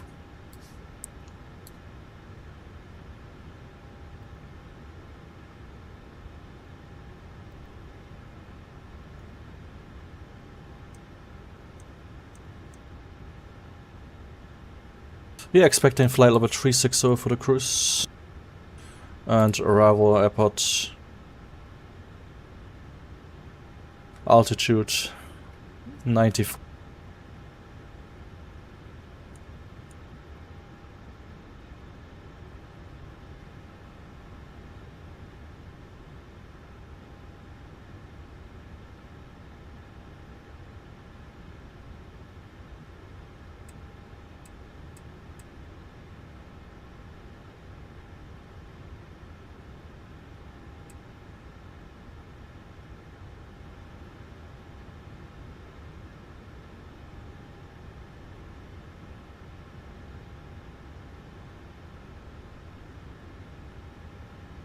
Yeah, boarding is ongoing. You can see passenger cargo loading is also ongoing.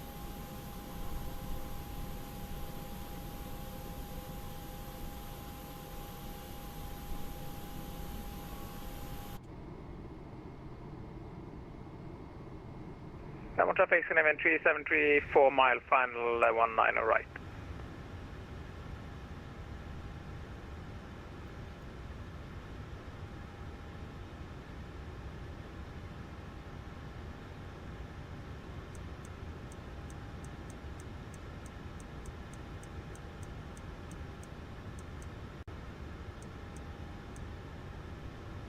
Yeah, and we are now finished with our preparation for the next flight to Longyearbyen. We need to wait now until the cargo loaded passengers get boarded. We are expecting definitely a departure ahead of our schedule. If there's not a passenger delayed, if we would simulate that. Garmin traffic Nordic 8205, pushing start from parking 77, Garmin traffic.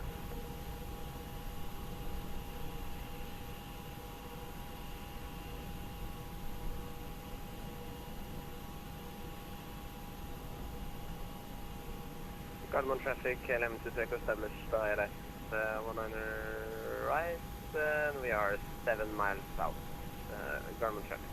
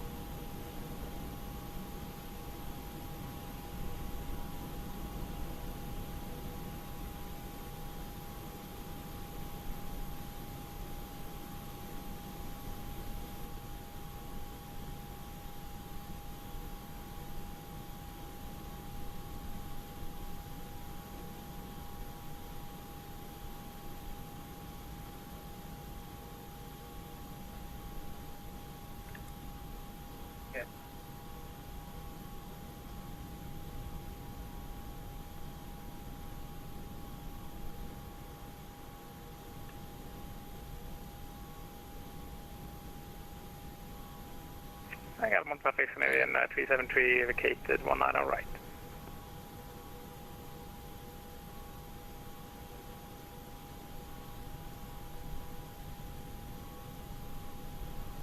Garmin traffic Nordic 580 informed, back from stand 89.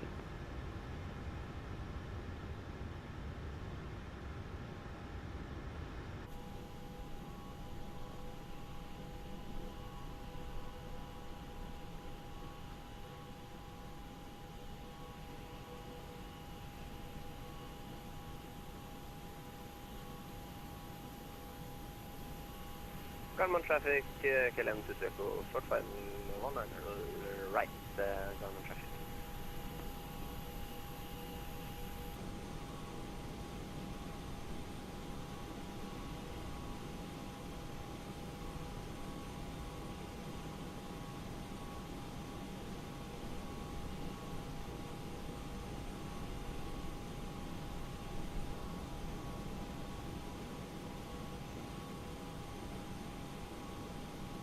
Garmin traffic Nordic 8205, taxing runway 1 on the left via Juliet, then Sierra, or the short 1 on the left, Garmin traffic.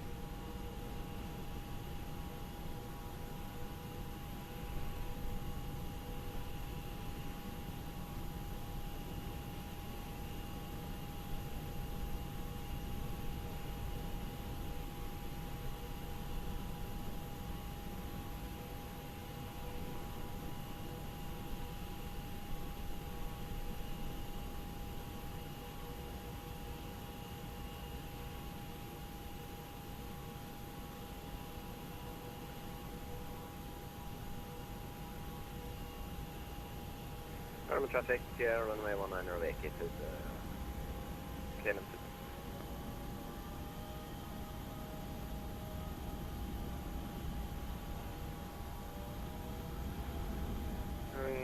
Garmin traffic, KLM 2, contacting to gate 41 via Mike, Victor and Sierra and Limoges. Garmin traffic.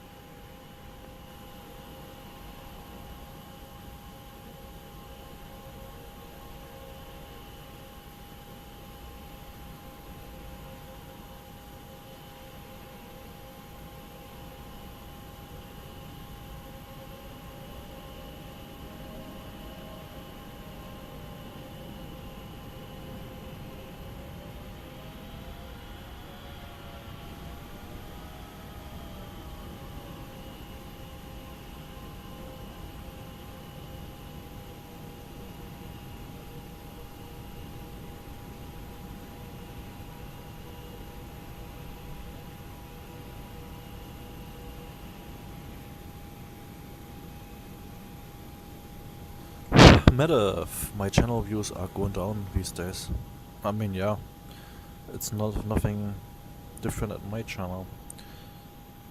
I had like some years ago, it was really good algorithm, like, but in the last year, it's also not the best for flight simulation for the algorithm.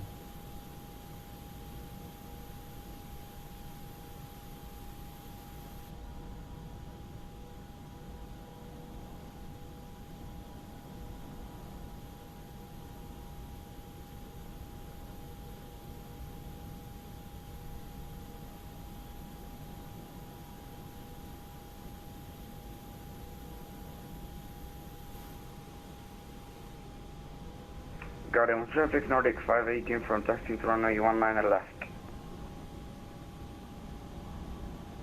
Garmin traffic, Nordic 8205, line up in takeoff running 19 left. Atlas rechart departure.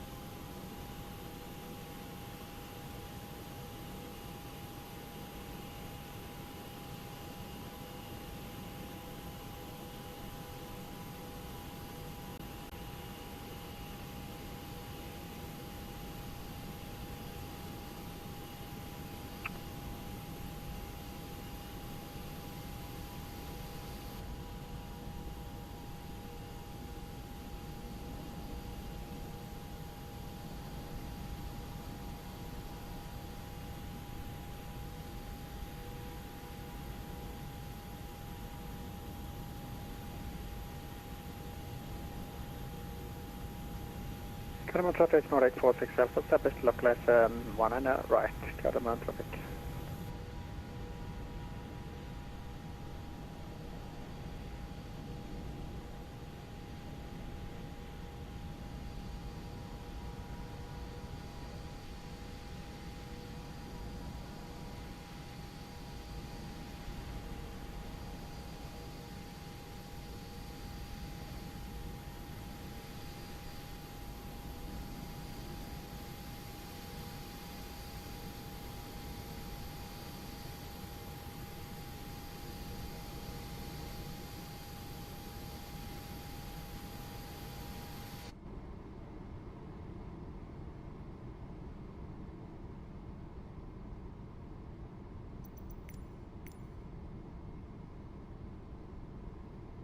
162 passengers boarded from 178 guys.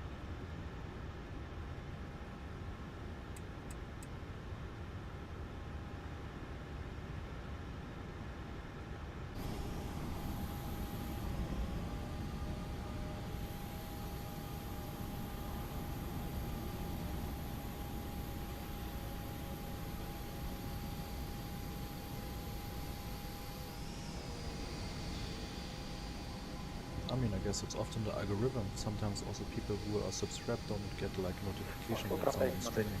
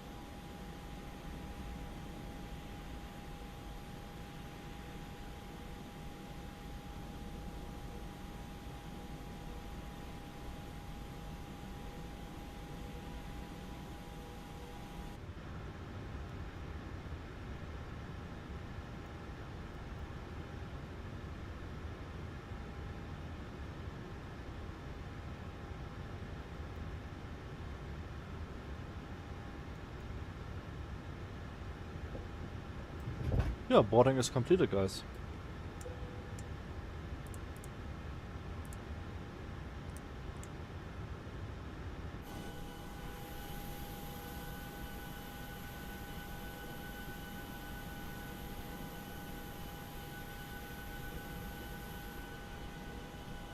I said that often even subscribers, people who are subscribed to Aviation channel, or at least to my channel, they don't get notification that I'm streaming. So also maybe this could be a reason also at you.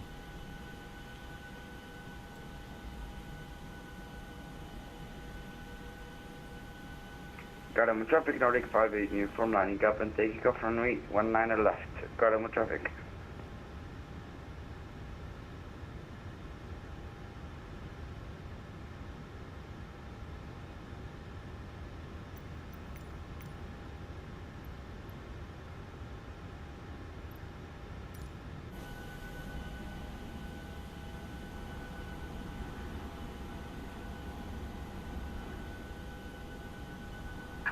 Hello, Captain. We are ready for pushback. 8 Alpha Juliet, ready to taxi.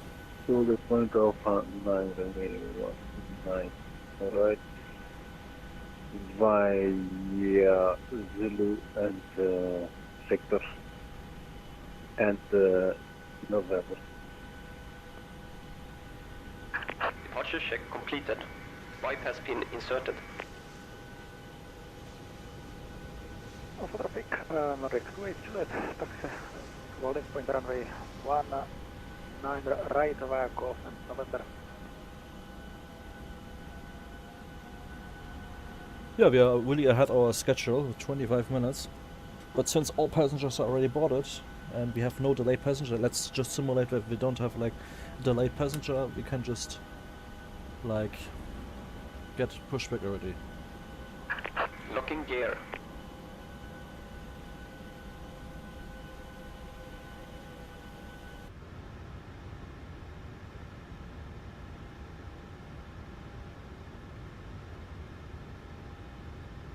So before start checklist. Flight gate door is now closed. Fuel is checked, 10.8 tons. Passenger signs are set, animals are closed, MCP is set, takeoff speeds we have calculated and set. And taxi and takeoff briefing we have already completed 15 minutes ago. Anti-collision light on. Checklist complete. As we have briefing, we're gonna push back nose to the right. Release parking brakes.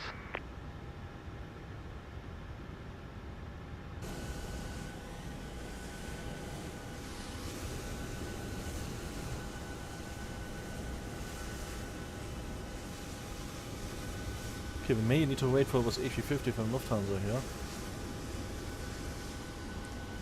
I don't think it's realistic Lufthansa flying with A350 to Oslo, but anyway.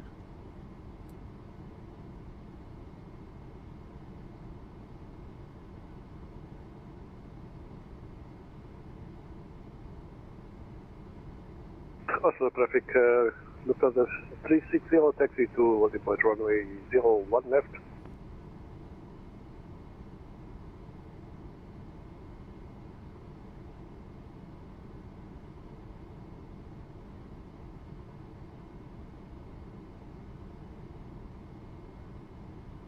Since we are at our schedule, it's not a problem that we need to wait.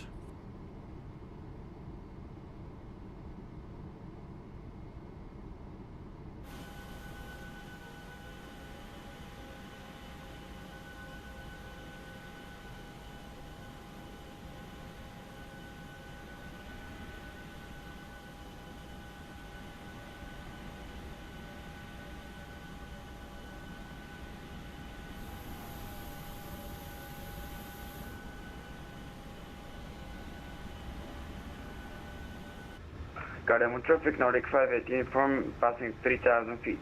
Gardermoen traffic. Gardermoen traffic, Nordic 9 Hotel Zulu, pushback stand 48. Actually, I need to change my call sign here. That's what some stores wrong here. From the flight from Helsinki to Oslo. Let me change that quickly.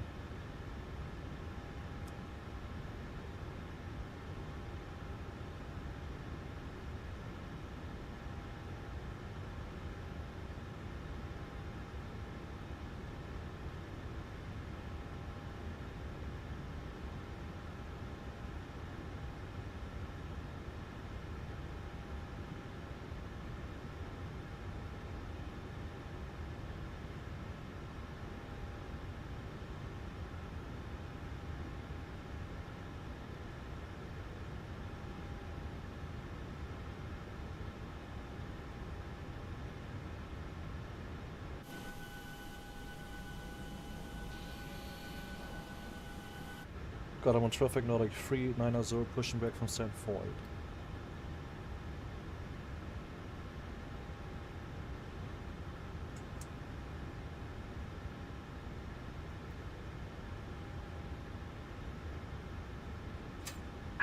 Commencing push. All engines clear. Start at will.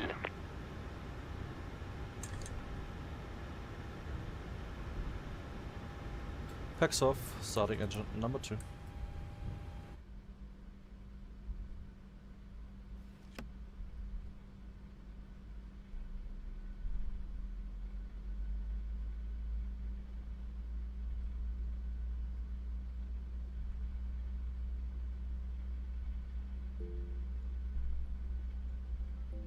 Ladies and gentlemen, welcome aboard Norwegian. Please may we have your attention while we demonstrate the safety features of this Boeing 737 MAX. All hand luggage located on the floor must be placed under the seat in front of you. Nordic 28, Juliet Foxtrot flying up at takeoff runway 19 right, Nordic traffic. Overhead locker or beneath the seat in front of you. If you are seated in a front row, please keep these areas clear during takeoff and landing. To fasten your seatbelt, insert the flat metal tip into the buckle and tighten by pulling the strap. To unfasten, lift the flap and pull the end part. If the pressure inside the aircraft drops, We need to actually recall the takeoff performance since it's now getting showers here and we need some wet, we have some wet runway. remain seated, and in economy, reach for your mask. Premium, pull the streamer for the mask to drop the full distance. Set parking brakes. The oxygen mask by placing it over your nose and mouth, and slip the elastic. Waiting your confirmation for good engine start. Engine 2 stabilized. The oxygen flow is activated when you start breathing into the mask. Starting engine number 1. Always put on your own mask first before helping others. this Boeing 787 dream. Cockpit to ground. 737 We have a MAX. good engine start. You can disconnect.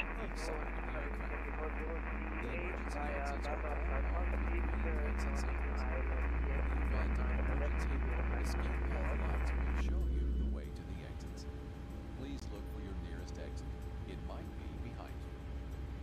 To open the exit doors, pull the lever in the direction of Also traffic B98 Alpha Juliet lining up for the 19er to the right. Leave all baggage behind you. Leave the aircraft by Unlocking gear. across your chest and jump onto the escape slide in a sitting position. Move away from the aircraft immediately. If there is an emergency landing on water, you will find your life vest under your seat in economy class or between the seats in premium class. Tow truck disconnected. Bypass pin removed. Left is clear. So we right need to is clear. recalculate the tech phones due to the wet now, due to the shower here. 133 is now all we want. Also traffic B98 Alpha Juliet taking off from the 19er to the right. So H1 stabilized, guys. Bye ground. Delta. The escape slides detach from the aircraft and can be used as life rafts. Smoking is not permitted anywhere on board this aircraft. Passengers are advised that smoke detectors are installed in all lavatories. The use of electronic devices containing radio transmitters is not permitted as they may interfere with aircraft systems. Mobile phones and other electronic devices with flight mode must be placed into flight mode immediately. All electronic devices that do not support flight mode must be turned off during takeoff. So, flight controls. Go down, pull up, neutral, left, right, neutral, and rudder.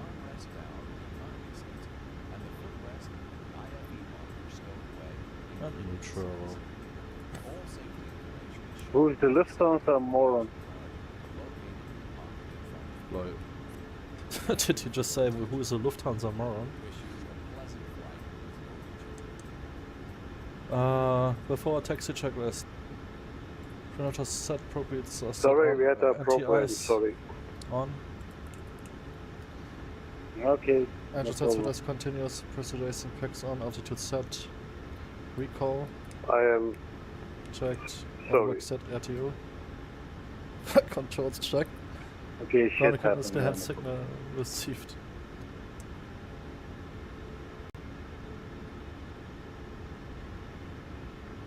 So we're gonna taxi as briefed.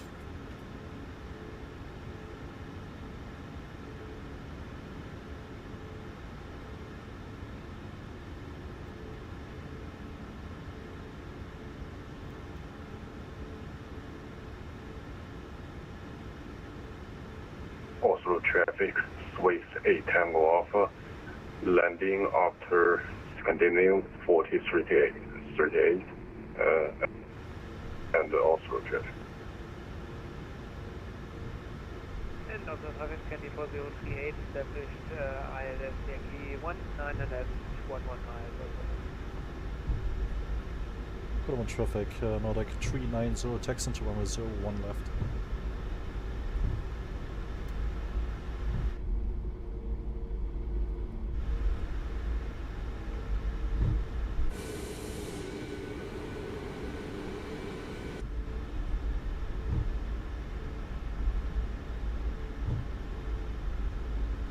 What a weather now here.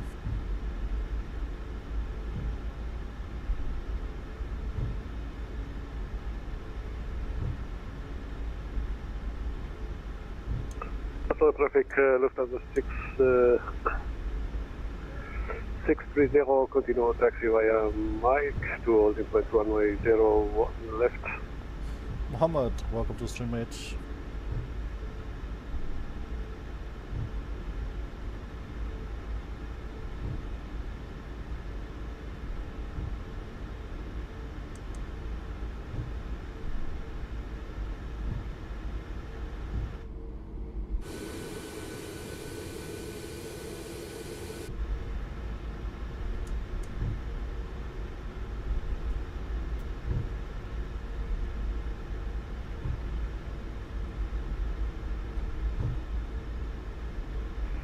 traffic, Swiss A Tango Alpha, establish LC Yankee 19 left.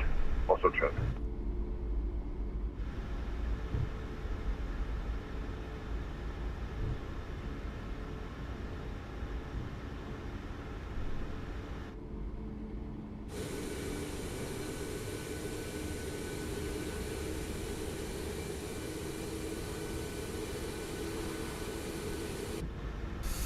Hey, XP Circuit. Hello, welcome aboard our 77 MAX.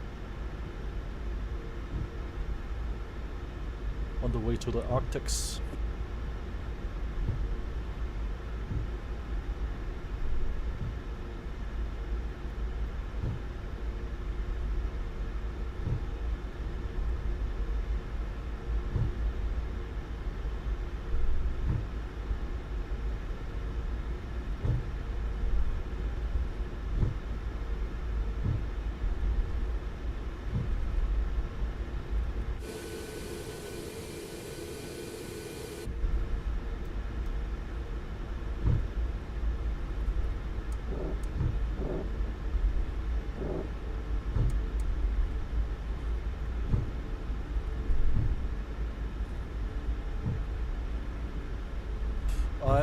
I'm using a desktop build, definitely.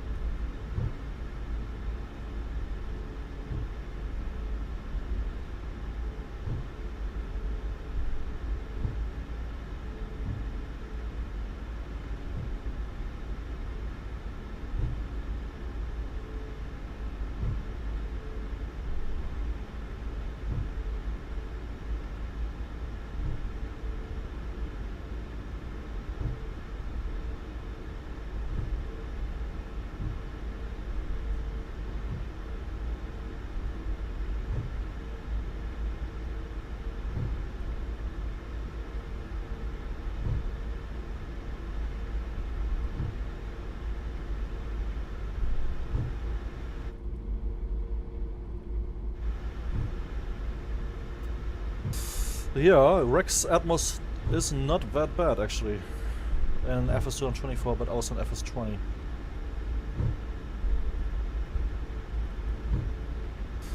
The A350 and the 777, in the 777 the FPS are quite good. I think in FS2020 it's around like 30 or something to 40, and then at FS2024, I'm not sure if I flew already FS2024 with the 777, but I think similar. The A350, final runway 1 on the left. The A350 is not. The A350 is not so good in terms of performance. Yesterday, or I think day after yesterday, I tried to do a flight in FS224 and the rerun was getting really like running out, so that's why it completely like broke down the FPS.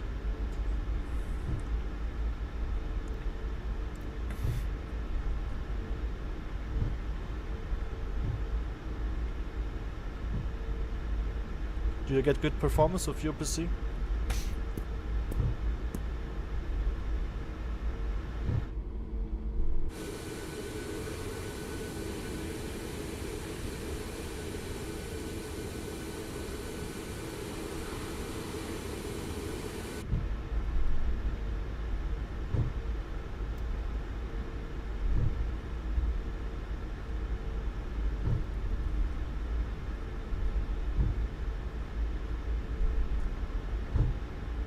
Oslo traffic, Lufthansa 630, takeoff runway 10 left.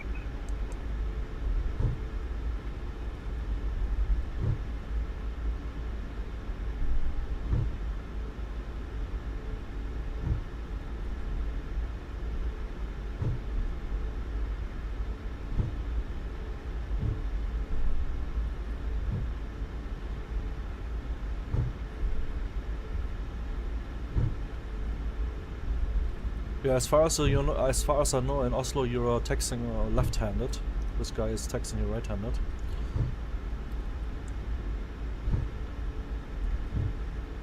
this Lufthansa guy.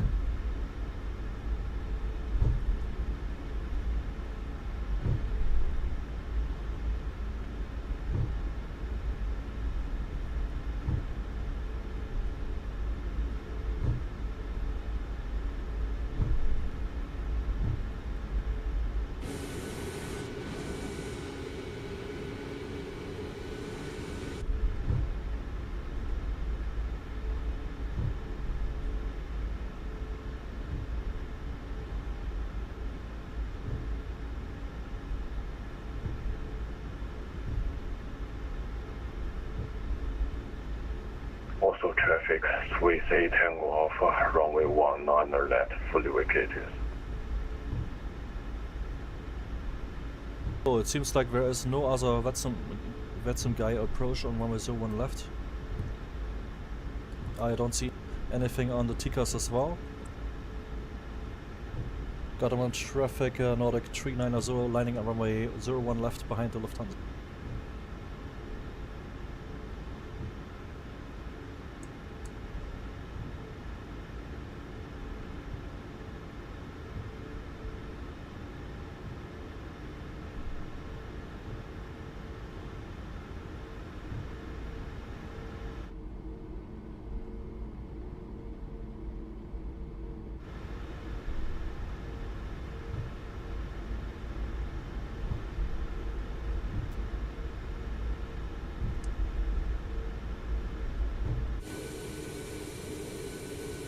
Oslo traffic, Lufthansa 630, airborne passing 2500.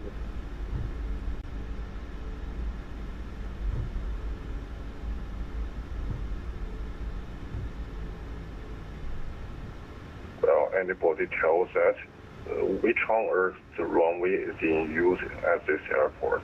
Got more?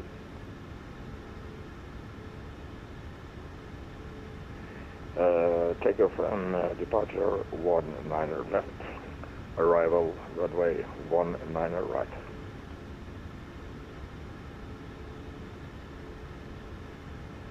Seems I landed on the wrong runway. So we have enough separation.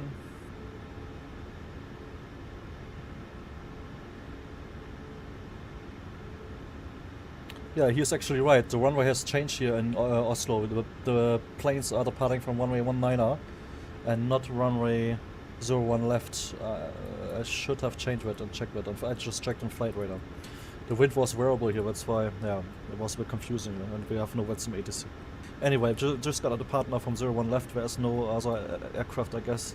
I just checked, and also nobody has set on Flightsim anything, so we're gonna just depart now from 01 left here. Got him on traffic, Nordic 390 takeoff, 01 left. Takeoff.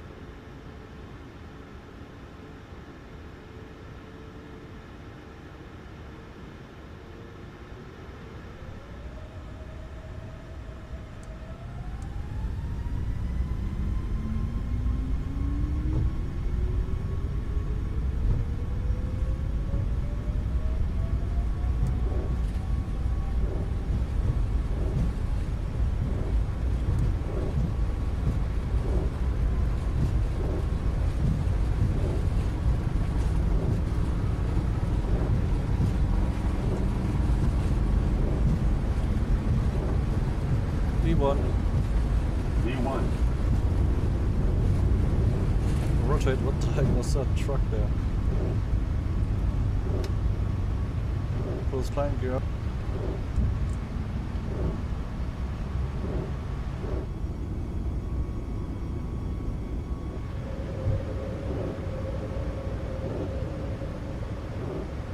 So up to 1,500 for acceleration altitude and also our thrust reduction. So that would be around 2,000 something, the elevation of the airport, as we briefed on our takeoff briefing.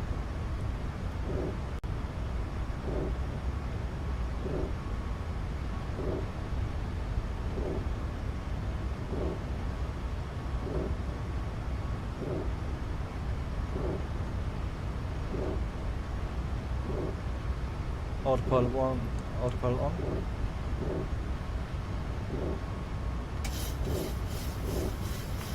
traffic, Nordic 5, you remote push and back.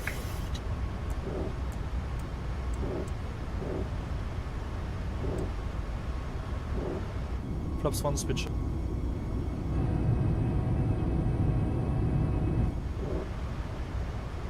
Flaps up switch.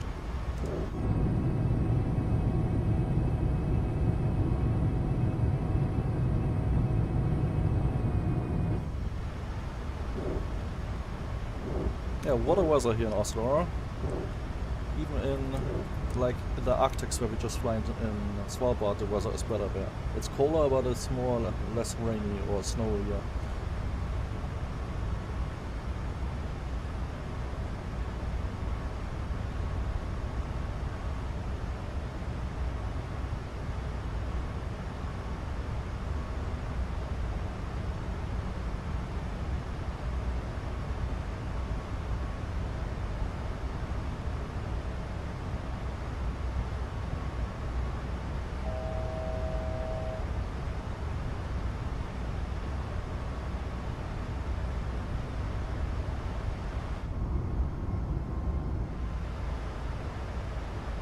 So region 7000, no ATC Flightsim, on discretion climb, fly level 360.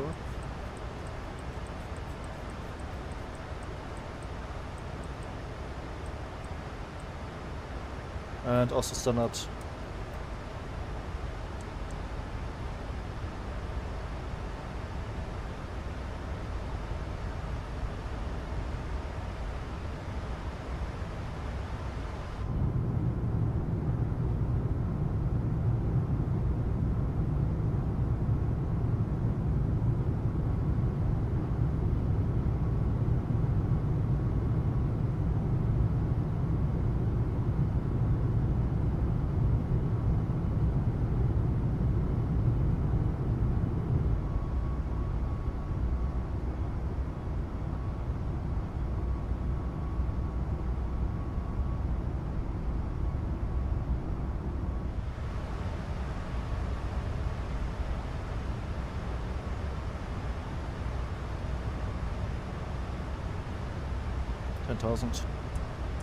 seatbelt signs. I'm gonna let them on for now. There's some little bit turbulence and also some cumulus clouds in front of us, for safety.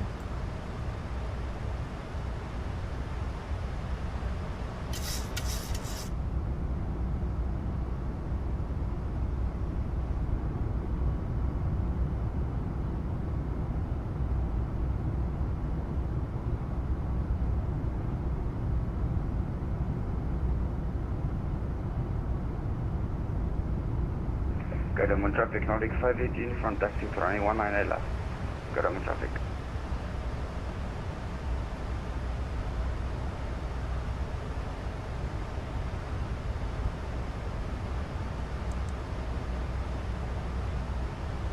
Unfortunately, I think this weather radar is still not working here in the 77 MAX on IFLY.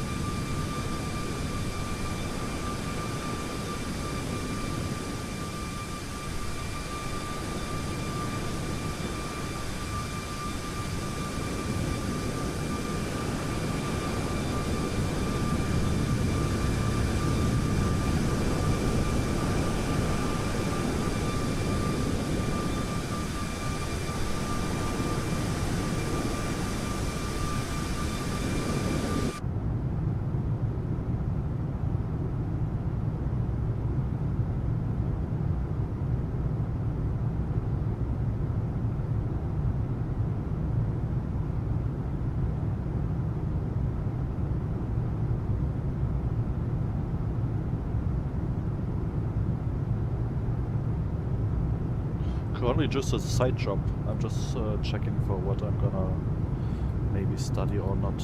I'm not sure yet. What about you, meet?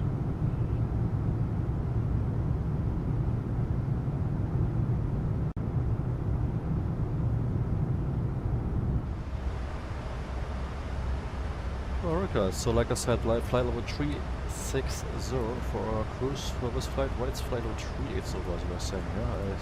I thought I set it to 360.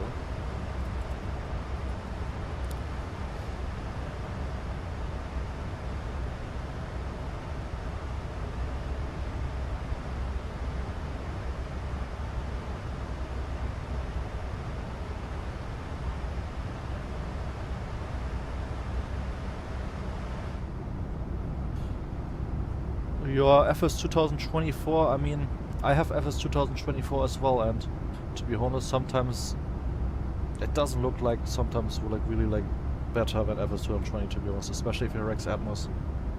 Sometimes it looks like even a little bit off, in my opinion. Sometimes it can also look better, that's true. The only thing which I don't like in FS 2024 in the current state is that the VRAM management is still like catastrophic, especially if you have just a graphic card with only 8GB VRAMs. Then you get problems like with some airplanes and some airports. It doesn't delete your VRAM on the way to somewhere, and yeah. And everything gets streamed as well by the servers.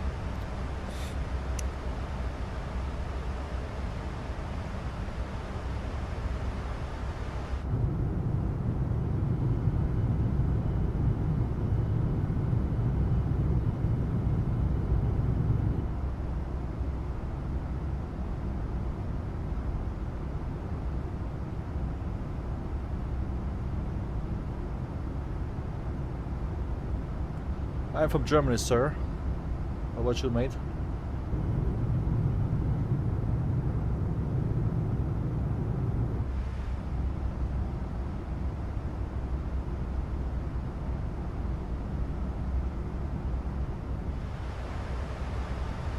Yeah, let's check what it's calculating when we're gonna arrive in Svalbard in Longyearbyen. 19.5 Zulu time.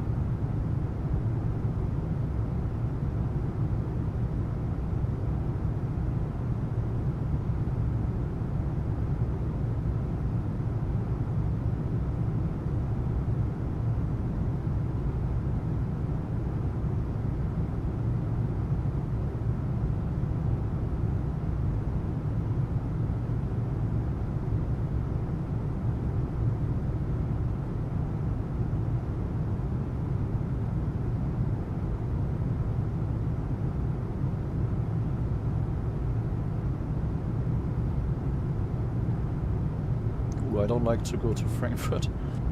Oh cool, India. Nice. We flew like some weeks ago in India here on this channel, by the way. Yeah, I don't like Frankfurt at all because it's so laggy. Taking so much performance. And I don't know, I have like many airports which I like to approach or depart out of from.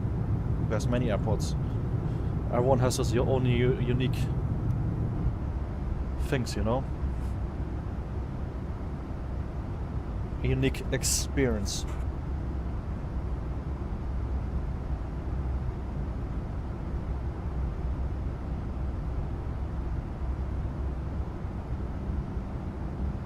And yes, Frankfurt has a really dense forest around the airport.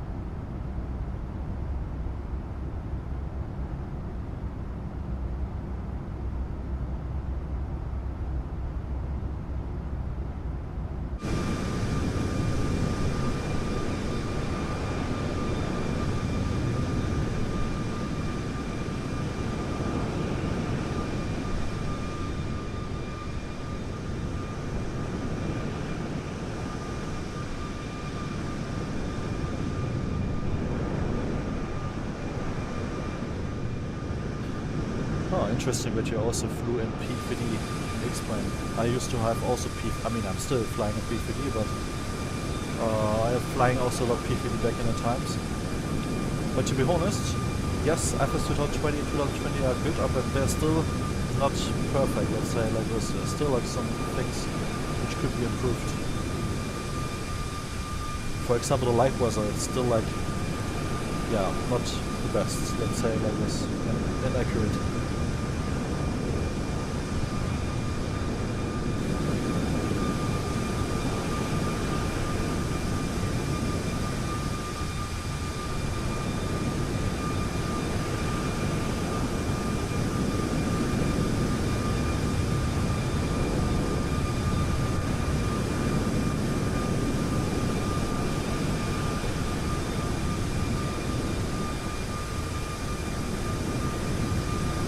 And in FS2024 is, like I said, performance optimization, especially in terms of rebound, still not very good. And yeah, I also don't like the decision that they are streaming everything like from the servers, like Atmos and everything.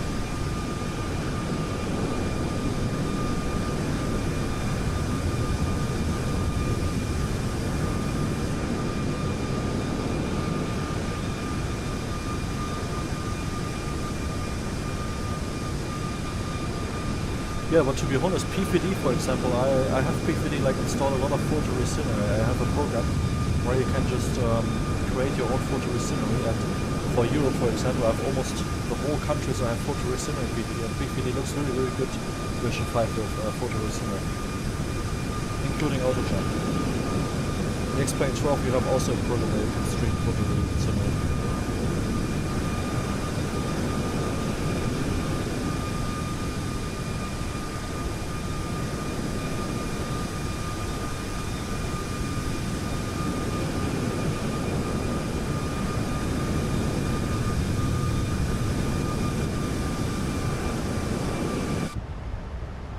Hey guys, we just reached our cruising altitude, flight level 360, 36,000 feet.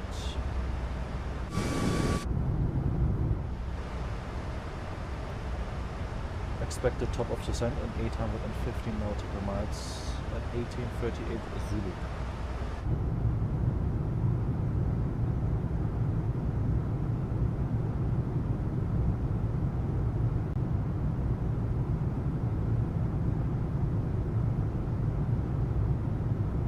Yeah, that's true, it takes a lot of space. I mean, my tactic was like this.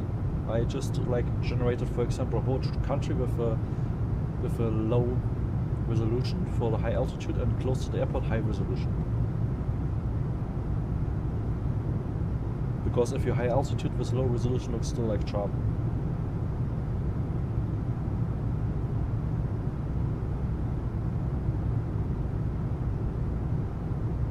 And no autogen for the low resolution for high altitude as well. Only autogen close to the airport.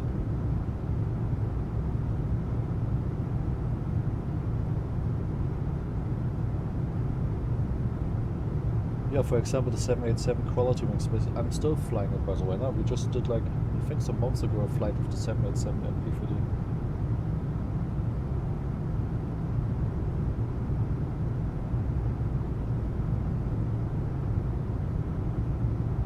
And I also still like to fly the Dash Q400 from Majestic, which you probably, by the way, also fly soon again here.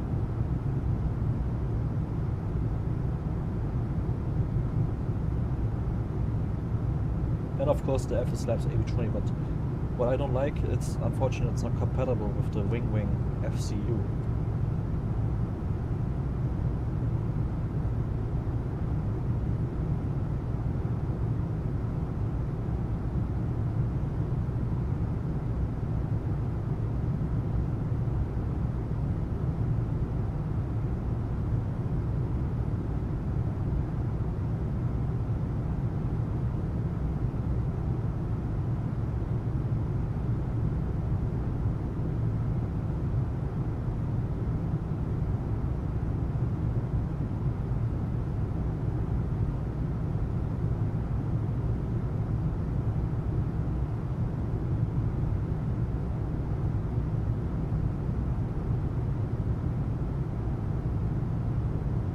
Yeah, it's sad that the 787 from Color Wings didn't came to Microsoft or.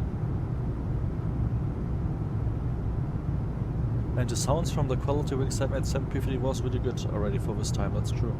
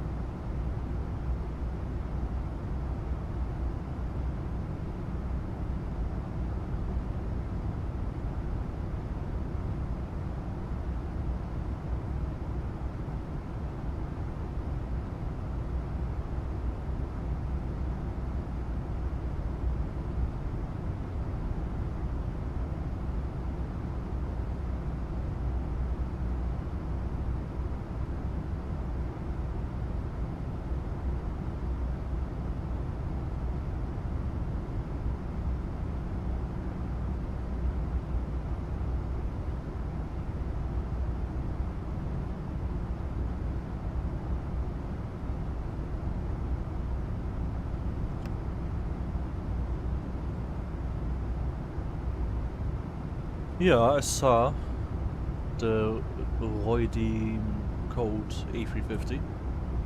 I saw it. Very interesting. I mean, the inbuilt is not that bad, but the performance is catastrophic. But not sure if this Roydy code will be better in terms of performance, you know, if it's complex.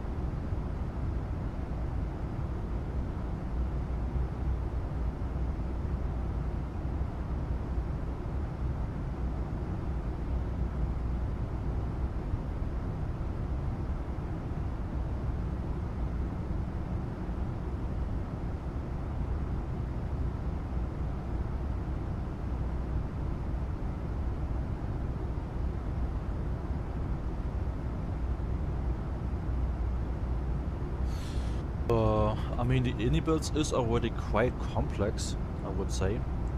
But maybe we're gonna do it even more detailed. I don't know.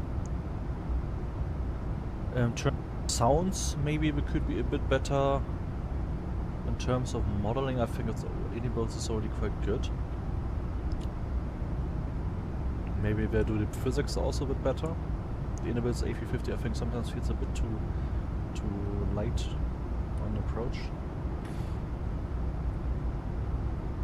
But especially in performance, if you have a very good like performance optimization, that could be like also an argument, you know, for it.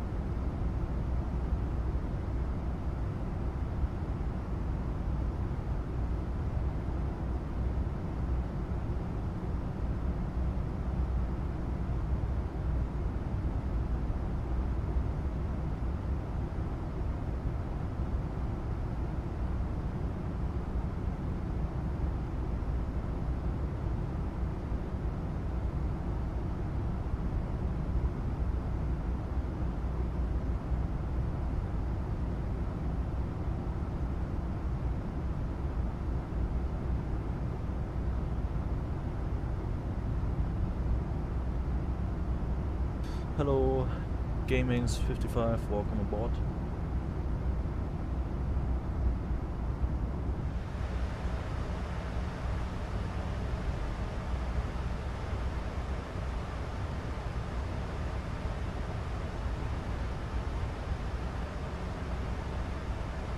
Hey guys, let me show you also once again, by the way, the route which we're expecting. So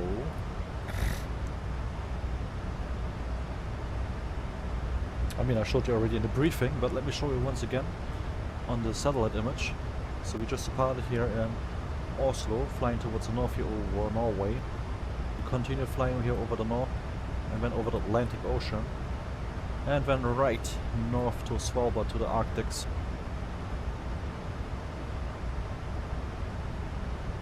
To Longyearbyen.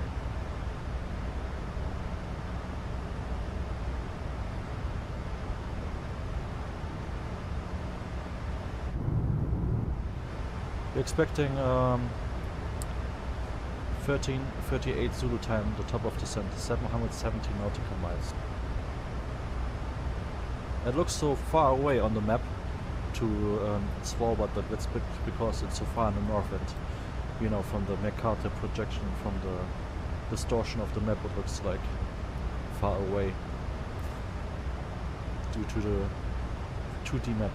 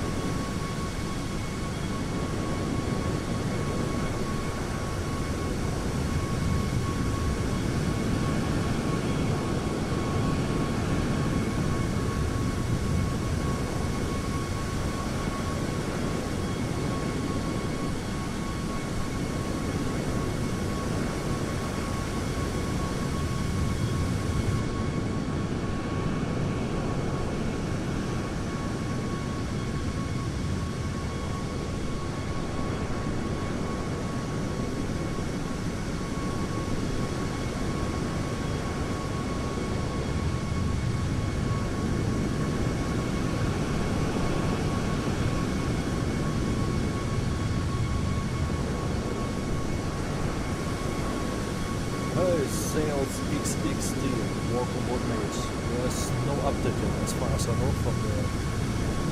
There's no update as far as I know yet from the IFLY 77 service pack.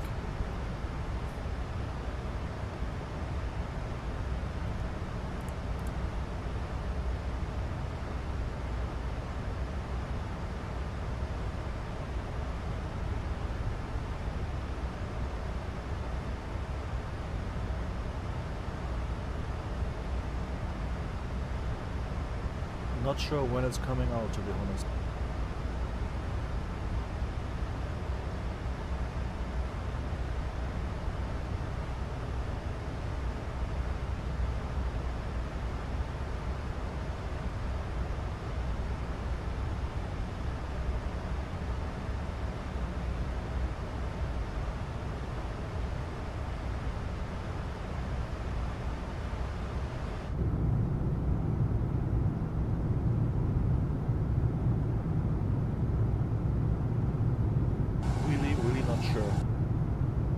Really not sure.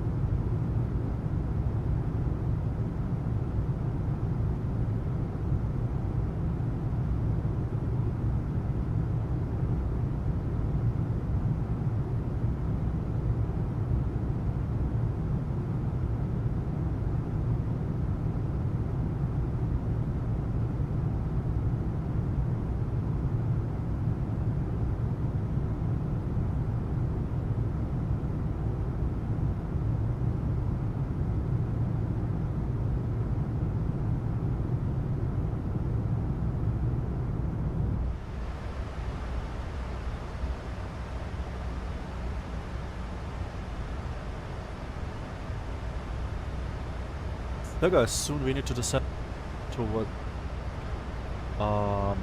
Longyearbyen, and you can see we Svalbard Island here incoming. The Arctics. And yeah, like I said, this is the first time we are flying to Svalbard here on the channel. And I think for me personally as well, will be really interesting.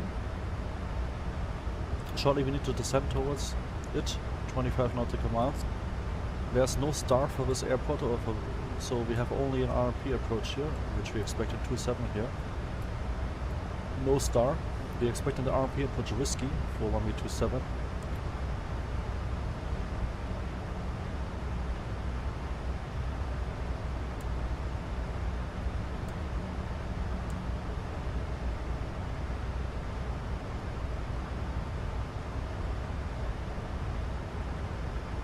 So from Zusis we're flying directly here to Björkö, and then here at 5100, left turn here to Sierra Bravo 411, 4200, and then we're expecting here descending on the glide path here of this in approach mode with the RMP approach here to Sierra Bravo 412, Sierra Bravo 413, Sierra Bravo 414, Sierra Bravo 415, Sierra Bravo 416, and then here down to the runway.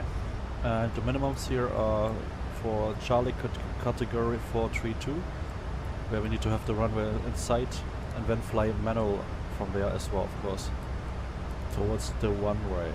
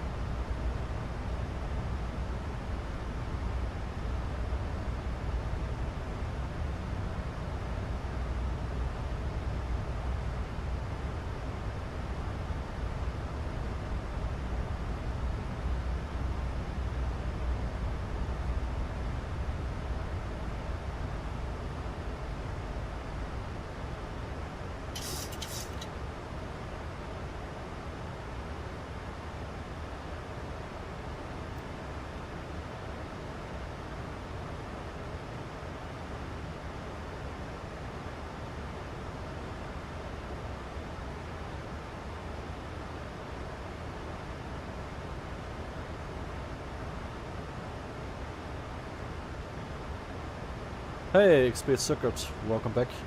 We just started the descent, XP Circuit. And yes, the flight is not the shortest, it's like 3 hours block time. You can see already nicely Svalbard in front of us. And the Arctics.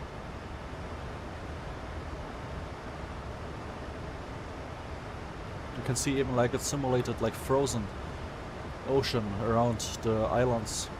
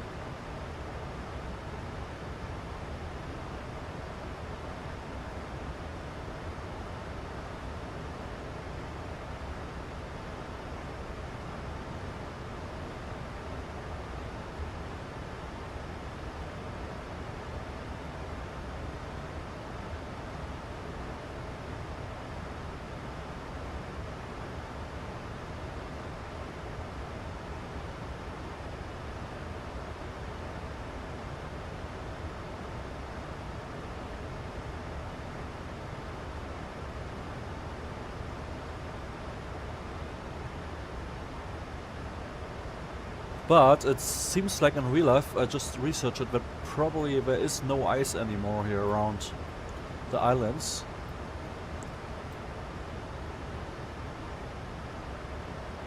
Now in May.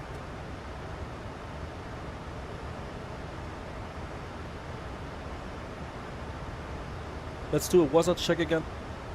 Temperature 3 degrees Celsius and Svalbard Airport, QNH1017, scattered cloud 3900. So we have quite nice weather actually for arrival. Wind from the 5 knots from the southwest, 250 degrees.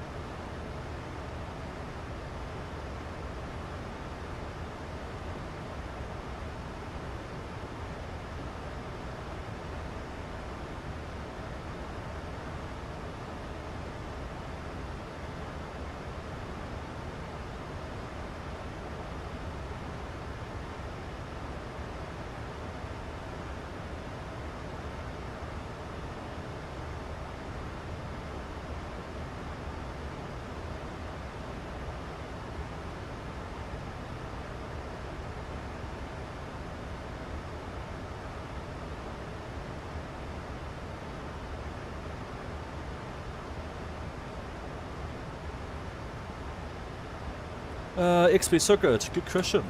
I didn't check it yet, didn't calculate it or check it yet.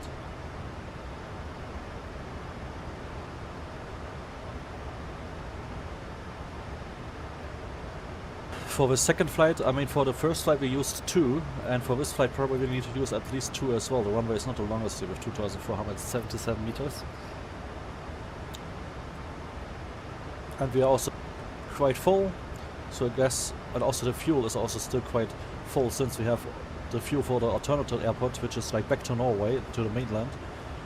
So we're gonna use probably 3 for this approach.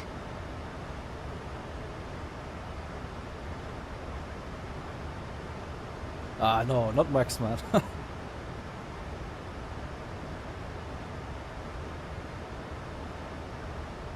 But we can also calculate it here.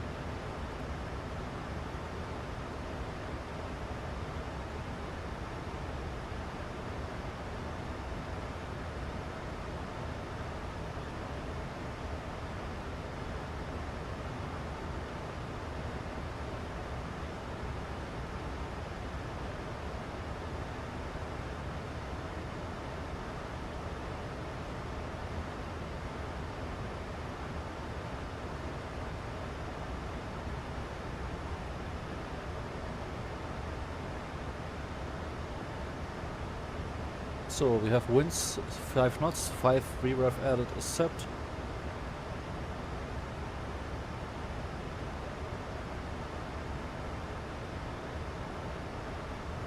Landing distance required 1,738 meters, and we have 2,477 meters available.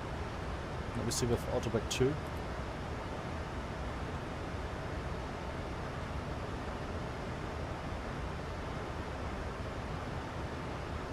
Okay, well, that's way better for the 3, like I said.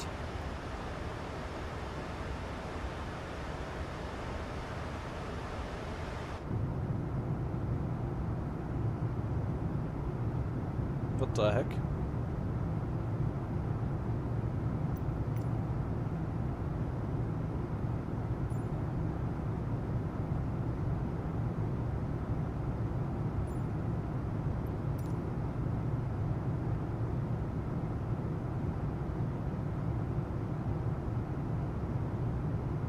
Not sure if in real life is still so much snow here, but yeah, looks interesting.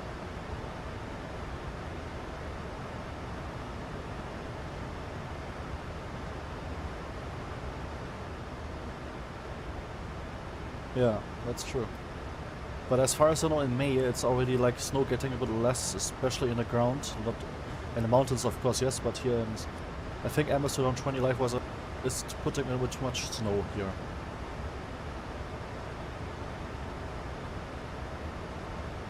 But anyway, it looks cool.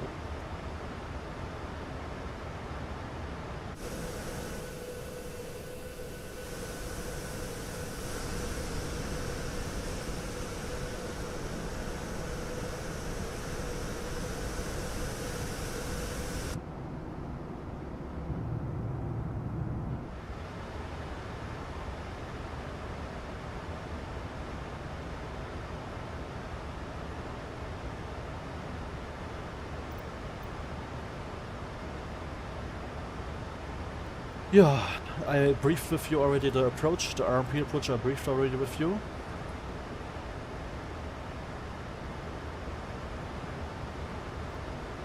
Direct required, it's still okay. Let's check the approach.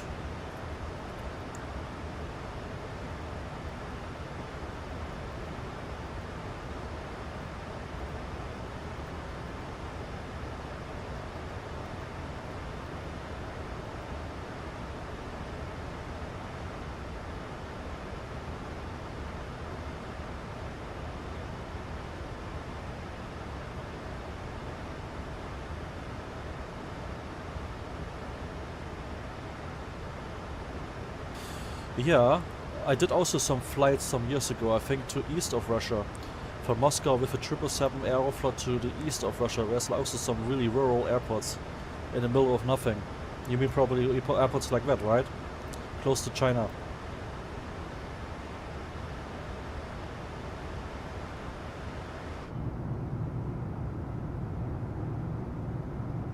In the sim, of course.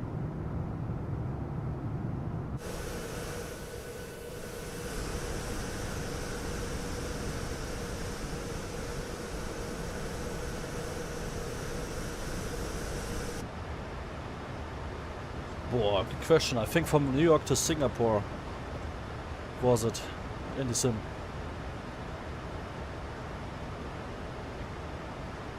But you can check it on Volanta. Go on my Volanta, you will see all the longest flights I did.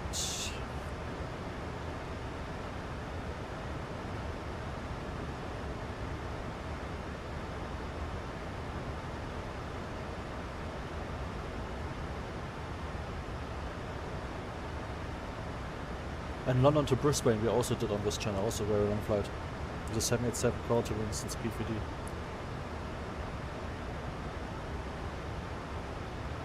Good question, stable I would say, very stable.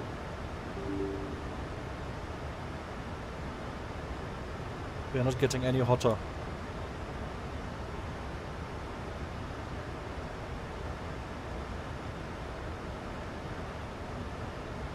Currently, for example, my graphic card is 61 degrees and my CPU is at 77 degrees.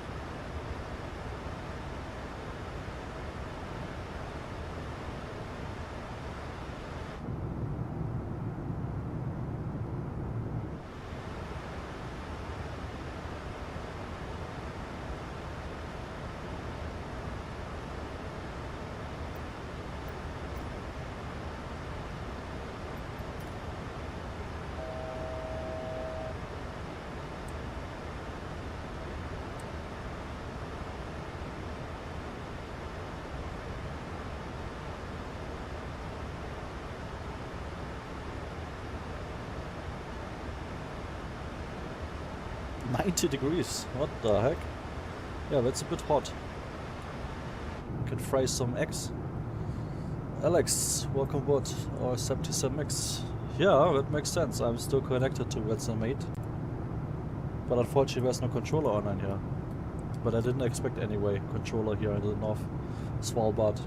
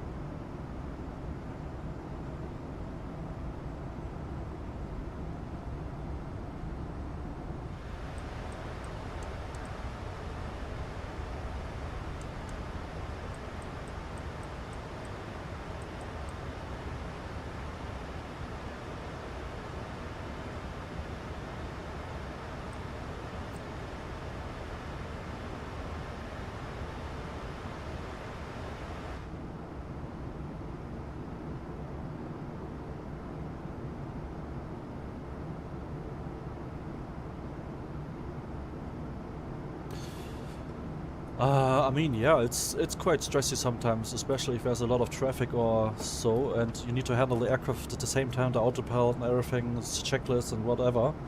And yeah, as you know, in real life, of course, normally you have two persons doing that, but at the same time, you're gonna also get used to it if you go one time, second time, third time, and you're gonna get used to it. And yeah, you should just try it, and you will get better every time, you know.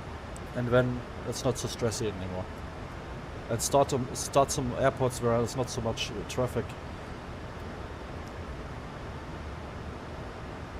And if you still feel like while you're flying on Flightsim, you can still disconnect, you know. If you notice you're getting overwhelmed.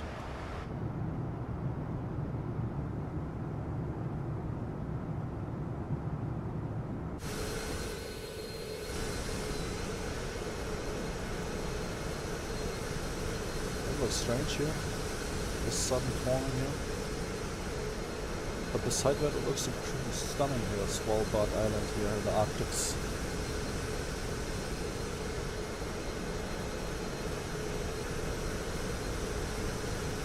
Oh, that's a very good tip. It's always very annoying that the passengers exclamation mark always putting the window blinds down.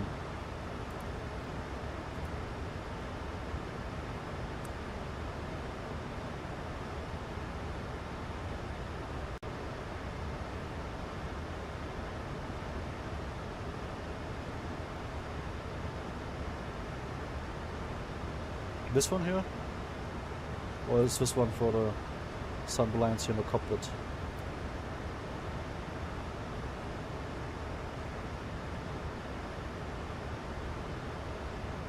Ah no, this is for the cockpit. Anyway, I need to check it in calm. We need to approach shortly here, the RMP. Need to prepare for that here.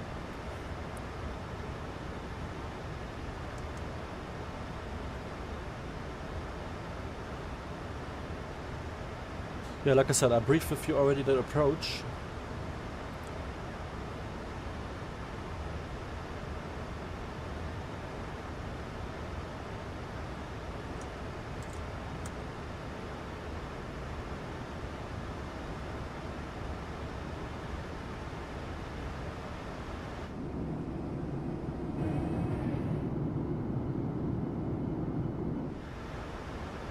It looks stunning, right?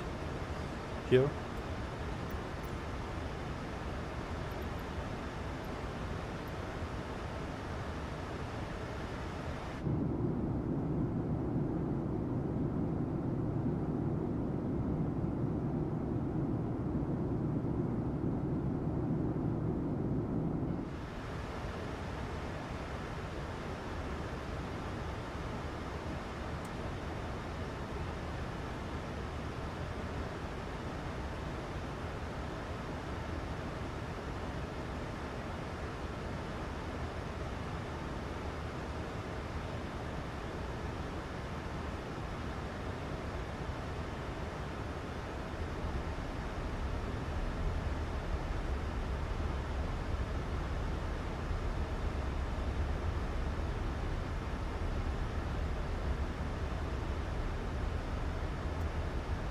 Do you mean like a normal descent?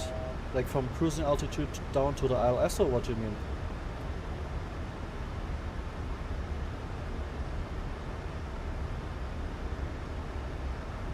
Oh, you mean like if the top of descent is reached where the plane is descending automatically? Is that what you mean?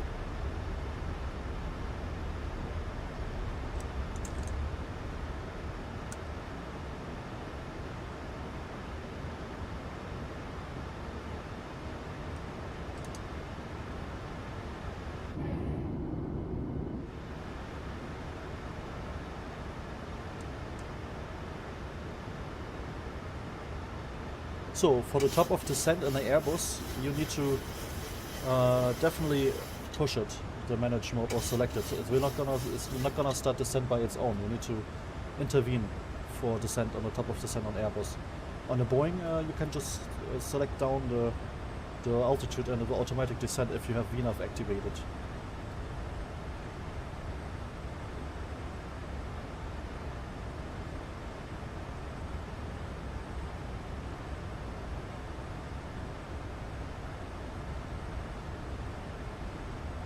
$2,500.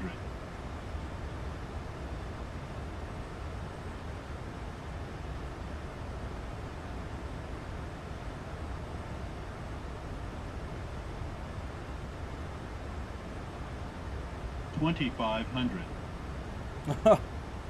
Yeah, that's not good. Of course, make sure that you're awake before of the top of descent.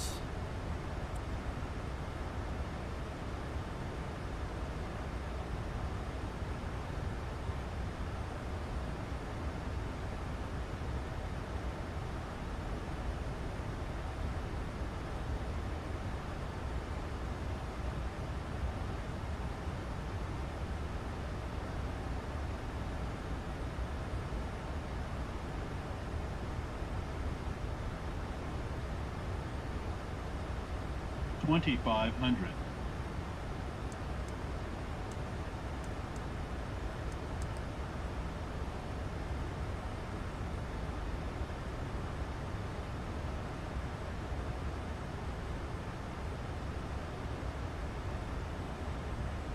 Yeah, well, definitely. But the second time we have problems here catching the glide path here on the 737 MAX. We had it also a problem in Oslo. Not sure what is causing it. Should normally catch the RMP glide path, and it seems like it didn't catch. As well, I'm not able to activate vertical speed. It's also bugged here. second time this happened now. On the first flight to Oslo we had also this problem. On the ILS. This time on the RMP approach here.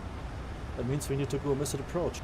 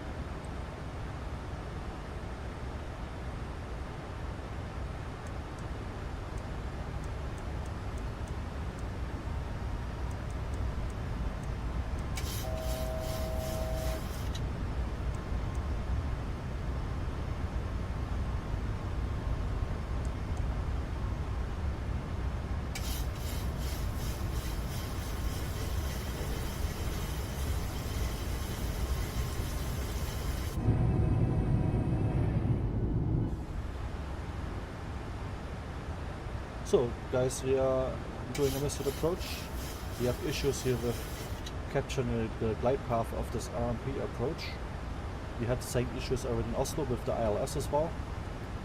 And vertical speed is also not working for some reasons. So yeah, we need to do a missed approach, and I'm gonna figure out how we're gonna approach next time, probably with manual descent over the sea, or with like VNAV descent. Exactly, XP circuit.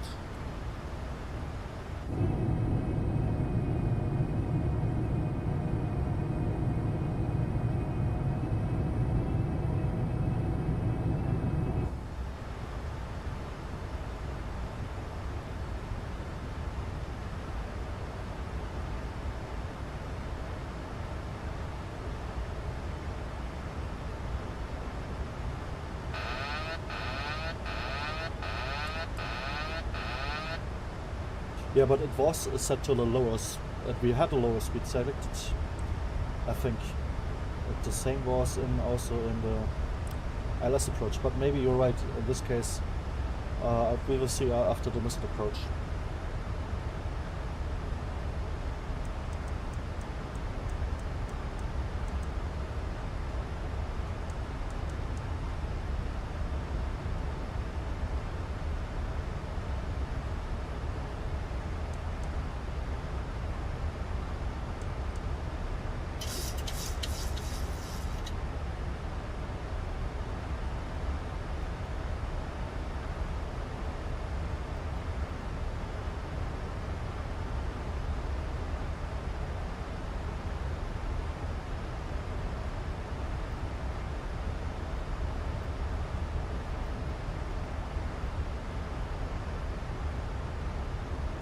So, flying the missed approach here, back to Sierra Bravo 418, then to Sierra Bravo 419, and then to Björklo left Sierra Bravo 411.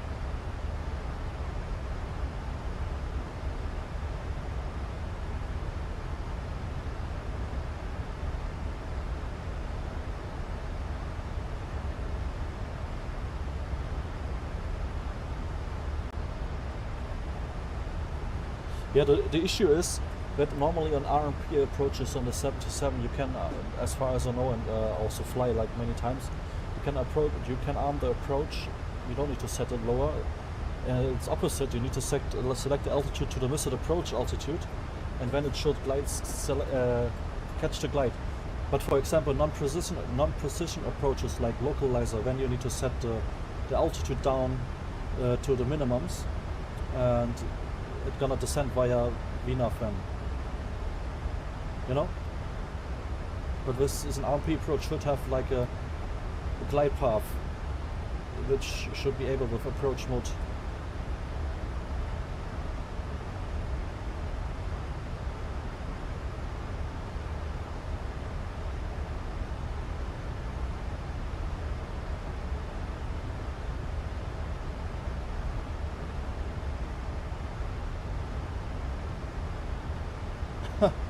Yeah, that's of course not good. A go around is always priority if there's no safe conditions There should be no trying to get the plane somewhere if you see that safety is not cannot be taken in.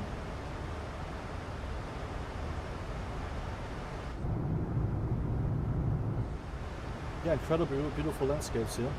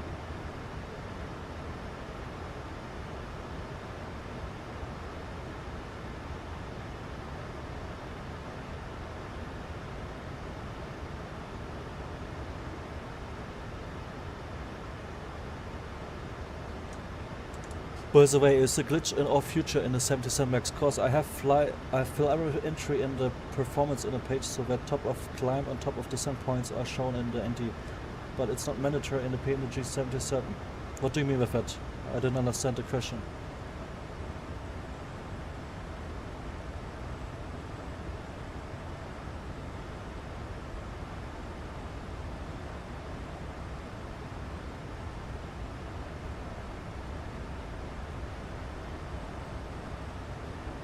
$2,500.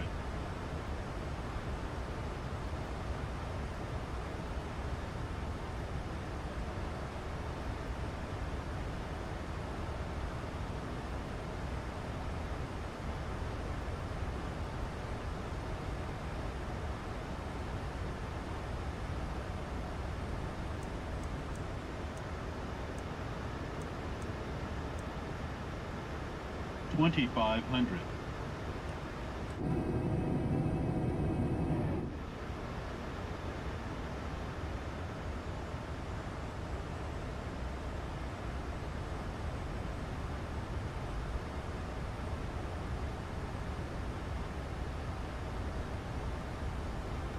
$2,500.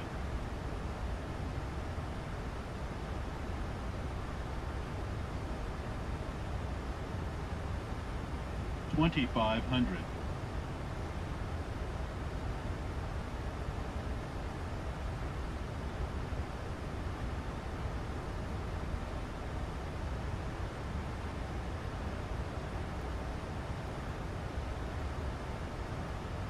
$2,500. I understand it, that we are at this altitude. Lovely plane.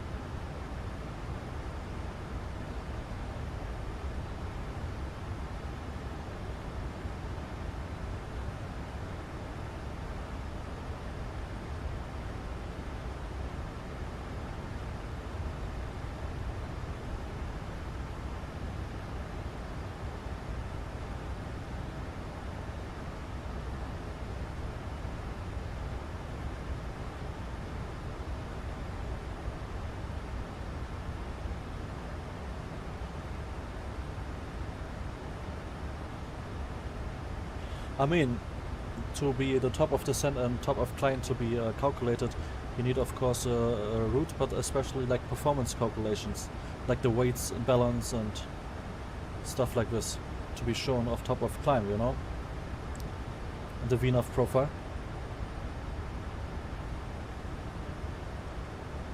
So I guess in the 77 you set the weight and balance, I guess, as well.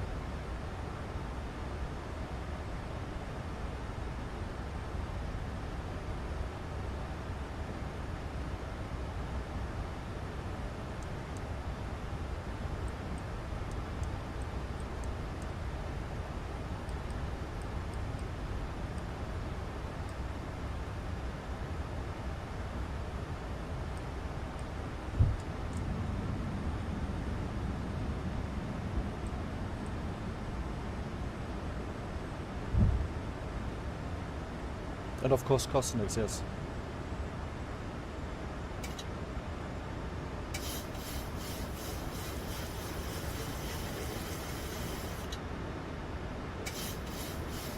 The 77, you mean PMDG? Or which one?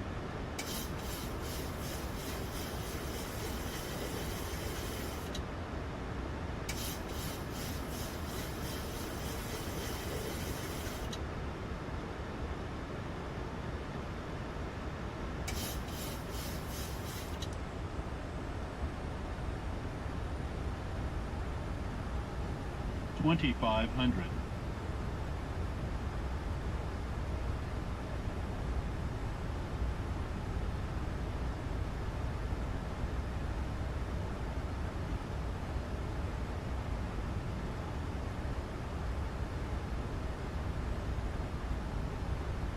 $2,500.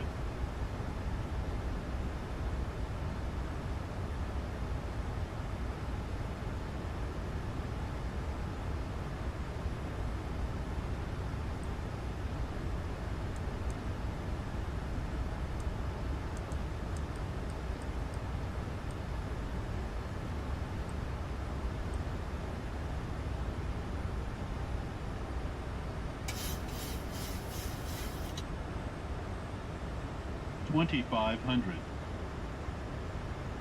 Sorry mate, but I need to concentrate now, otherwise we're gonna make a misapproach here again. Also because of the issues here with the approach mode. It seems like I need to fly it manually, the altitude, since the approach mode here is not working.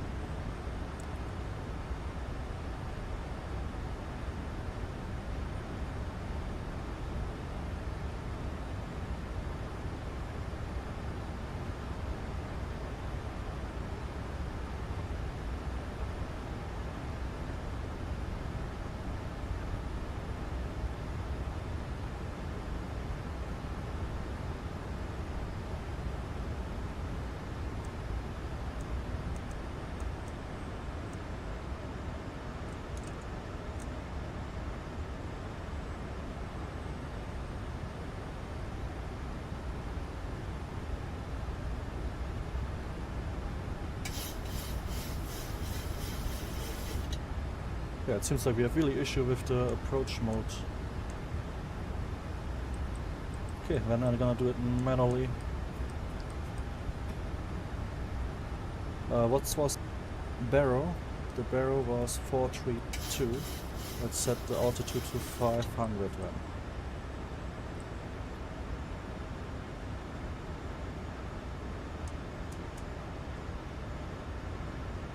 But we have good visibility, so we don't need to go around anyway. The runway is even already in sight.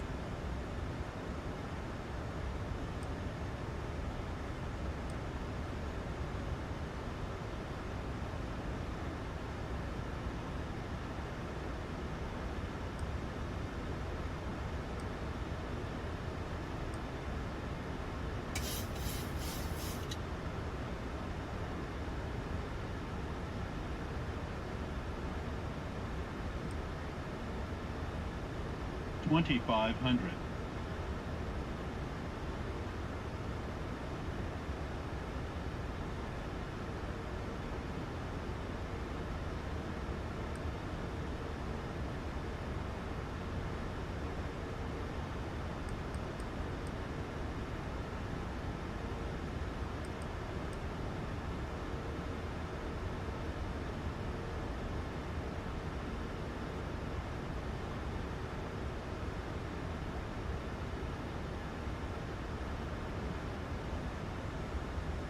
So yeah, like I said, the runway is in sight, guys.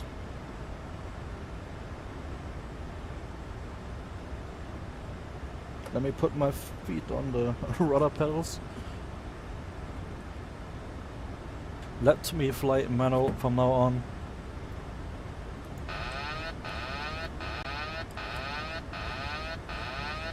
Caution, obstacle. Caution, Is obstacle. checked. Caution, obstacle. Caution, obstacle. Caution, obstacle. Caution, obstacle. Caution, obstacle. I have it, mate. Caution, obstacle. So, Caution, obstacle. let me all put the Caution, obstacle. Caution, Oh, first off. obstacle. Caution, obstacle. Caution, obstacle. Caution, obstacle.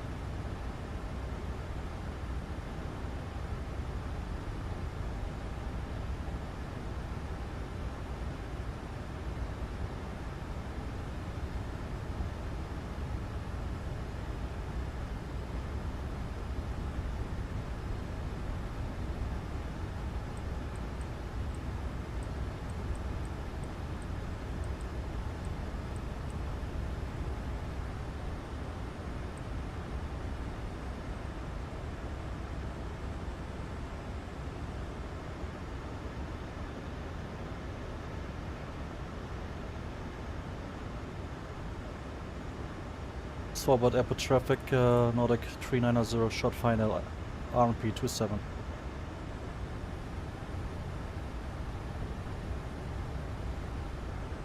$500. Approaching minimums. 4 minimums. Continue.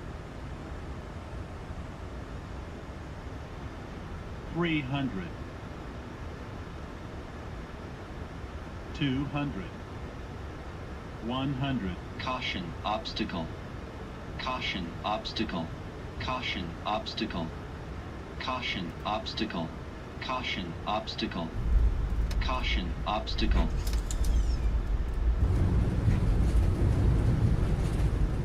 What the heck is this runway? Bumpiest runway for my whole life. So where's the screen? Now where's this off? Minor braking.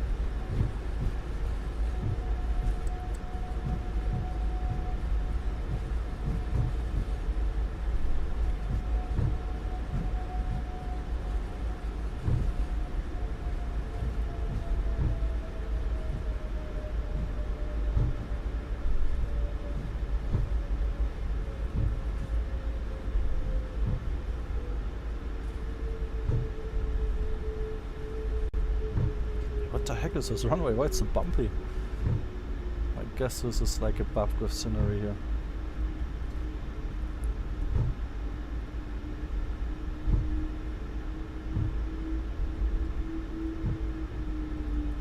Thank you, mate. Yes, that's true. A little bit steep in the end.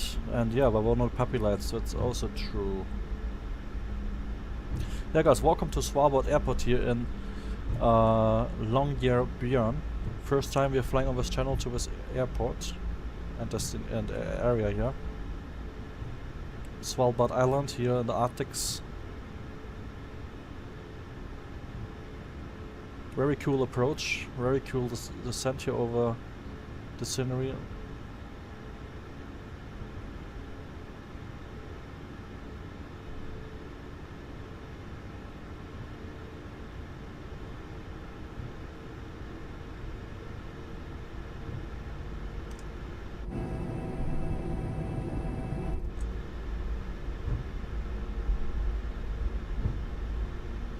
Yeah, do it. It's a really beautiful flight here on the Pro.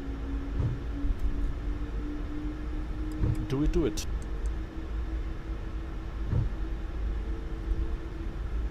Yes, another guy on Flightsim seems to be flying out of his airport.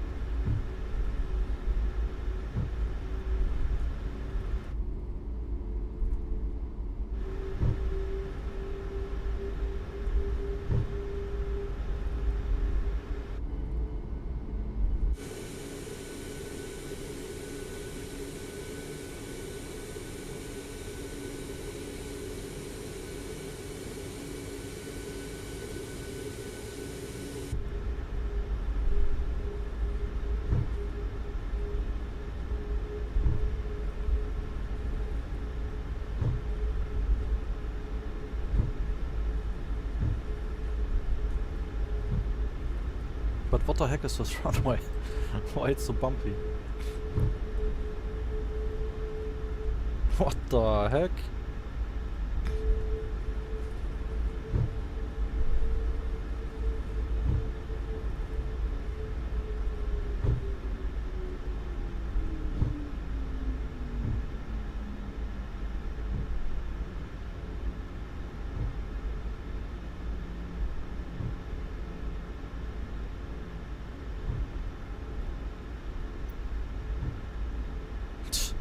Yeah, some frost damage from winter seems like.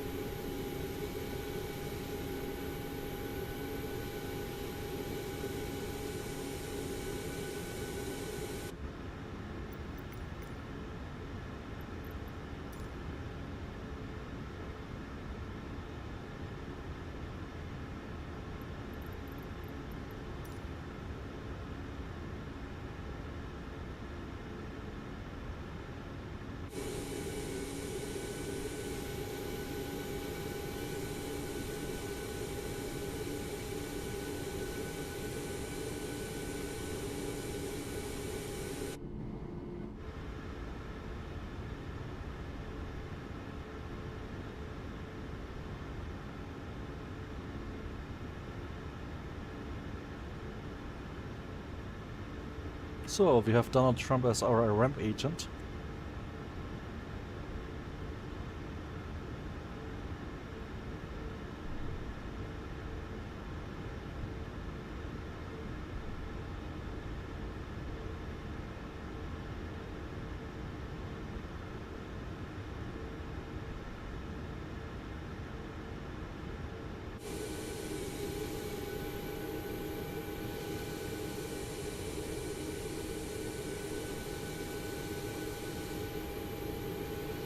Okay.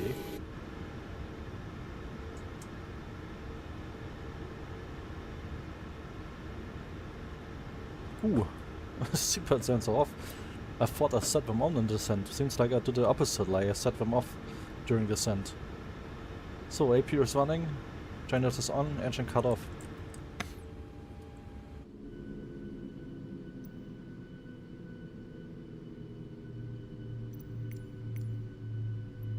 The boarding requested.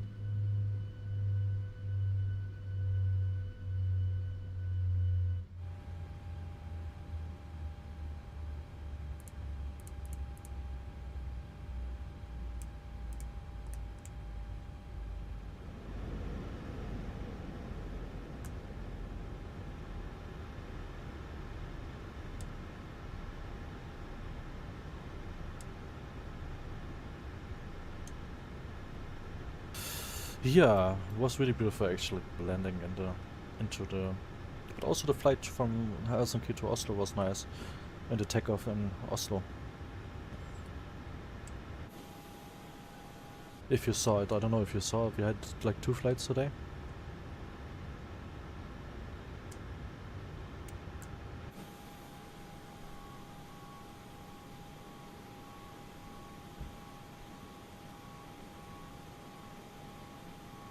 Yeah, once again guys, welcome here to Svalbard Airport here in Longyearbyen. Passengers, the boarding starting.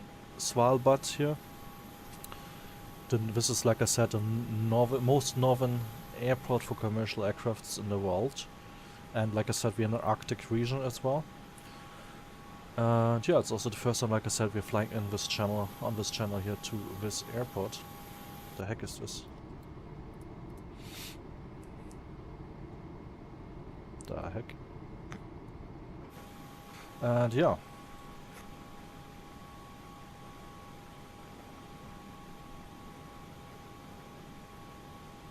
So yeah, if it's the first time streaming, you see me streaming, then you get right away a special flight.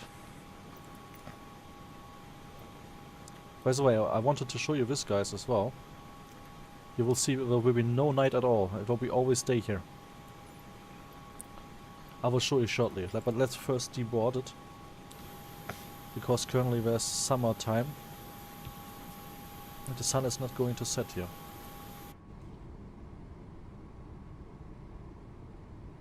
Ooh, that's a bit cold here, or? With t-shirt and stuff like this. It's just like 3 degrees Celsius here.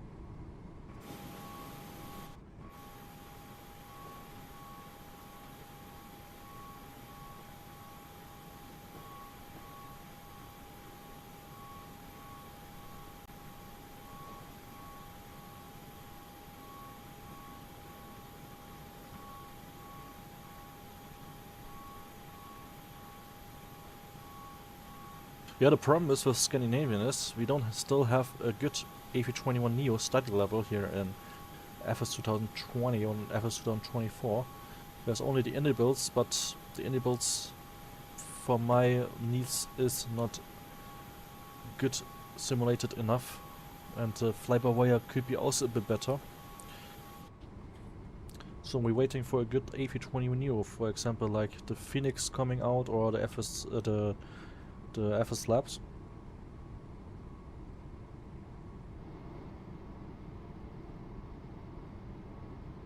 And the problem is Scandinavian is not flying the A320 CEO here to Svalbard, or out of Svalbard. I think it's only A320neo they're using. I checked it.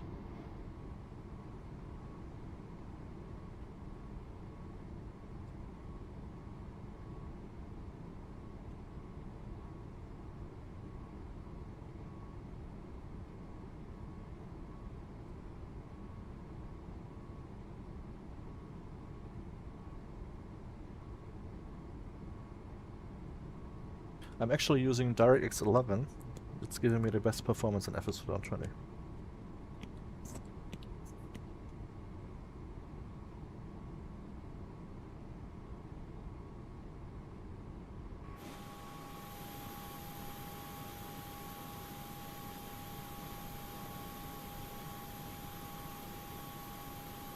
But we can definitely fly out of Svalbard in the summer again, using the 77 NG from Norwegian and not the MAX with PMDG and an FS 2024 then.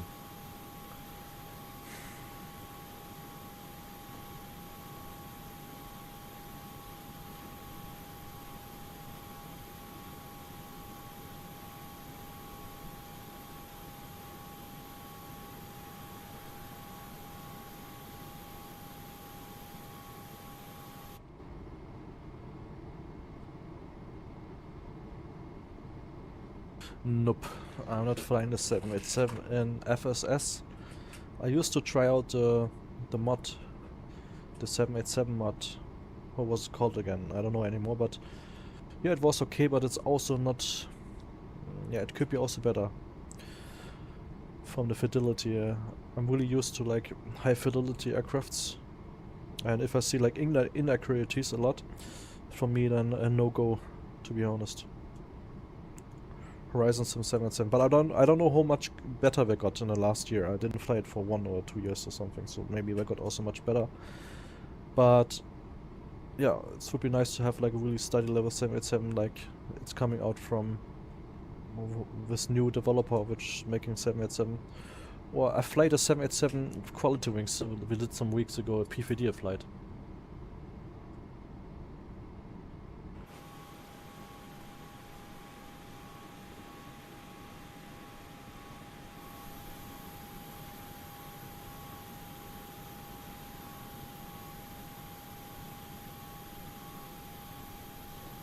Alright guys, passengers almost boarded. I will show you something really cool now.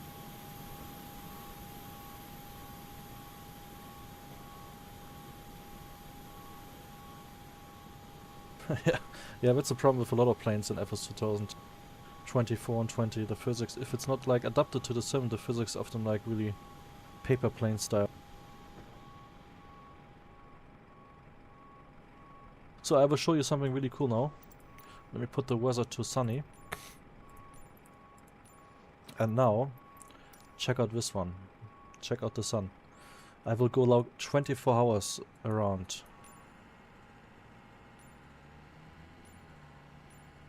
Whoops.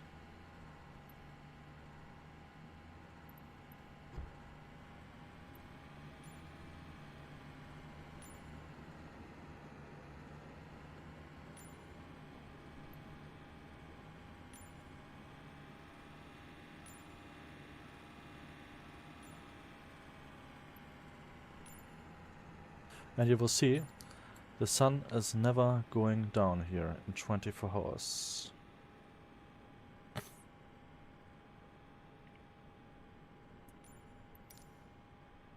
Since we are almost here in the Arctic's polar circle and we have summer time close to 21 June. XP Circuit, sorry for this bot. I don't know why the bot is blocking you, sorry for that, mate. Damn, that's cool. I didn't know that Atmos simulating.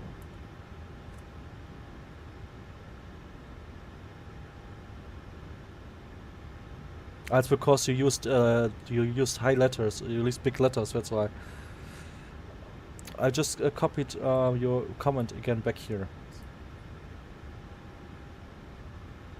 So, I mean, yeah, it's like astronomy, which is FS 2020 simulating FS 2024. It's like, of course, it need to be accurate with the time zones, the astronomy of the sun, and the angle and everything here. And if you have the 3D model of the Earth, of course, in a simulator. But it was in other simulators the same, and X-Plane and P3D is also simulating that. In P3D and also in this simulator, you can even have like how's it called? Solar eclipse, for example, can you also simulate?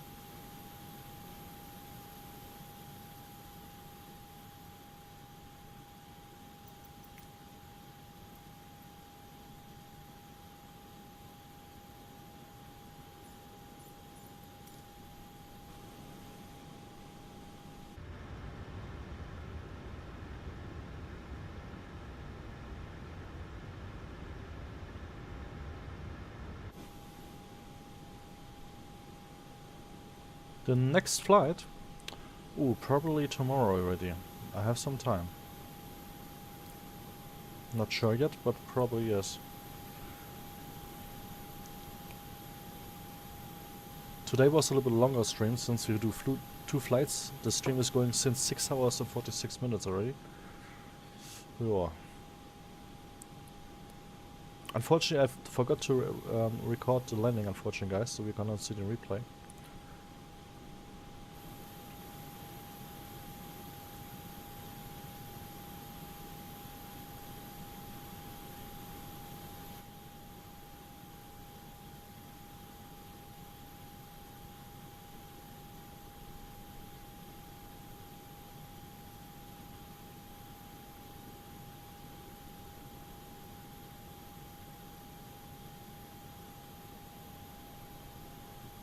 And by the way, with the vertical speed, you were right.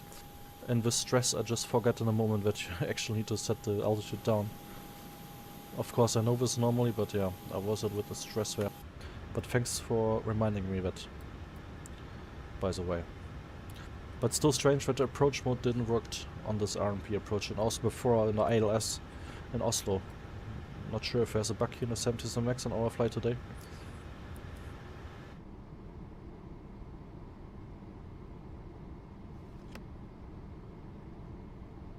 Yeah, I know that, mate. Just in this stress, I just forgot it.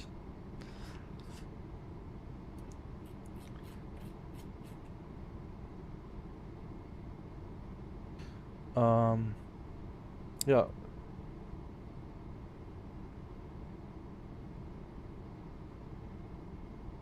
Then have a good night. In India it's very late, as you just said already. And see you on the next flight and stream. The Instagram channel from this channel is not very active, I need to tell you already now. But you can join our Discord channel. If you want.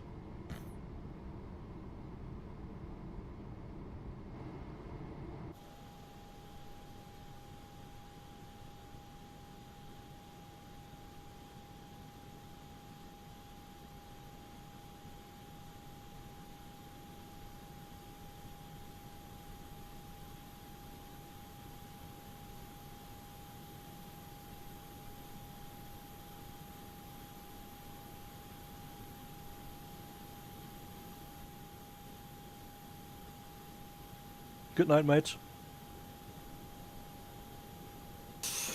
Alright guys, I'm also gonna sign off. Yeah, once again welcome here to Svalbard. Very beautiful flight and approach and descent here into Svalbard, and yeah, first time also flying, like I said, here to this airport. I never flew also private there here in the simulator. Yeah, I hope you enjoyed this flight today here from Helsinki to Oslo and Oslo to here to Longyearbyen. Hope to see you on the next flight and stream. Have a great day. Bye bye.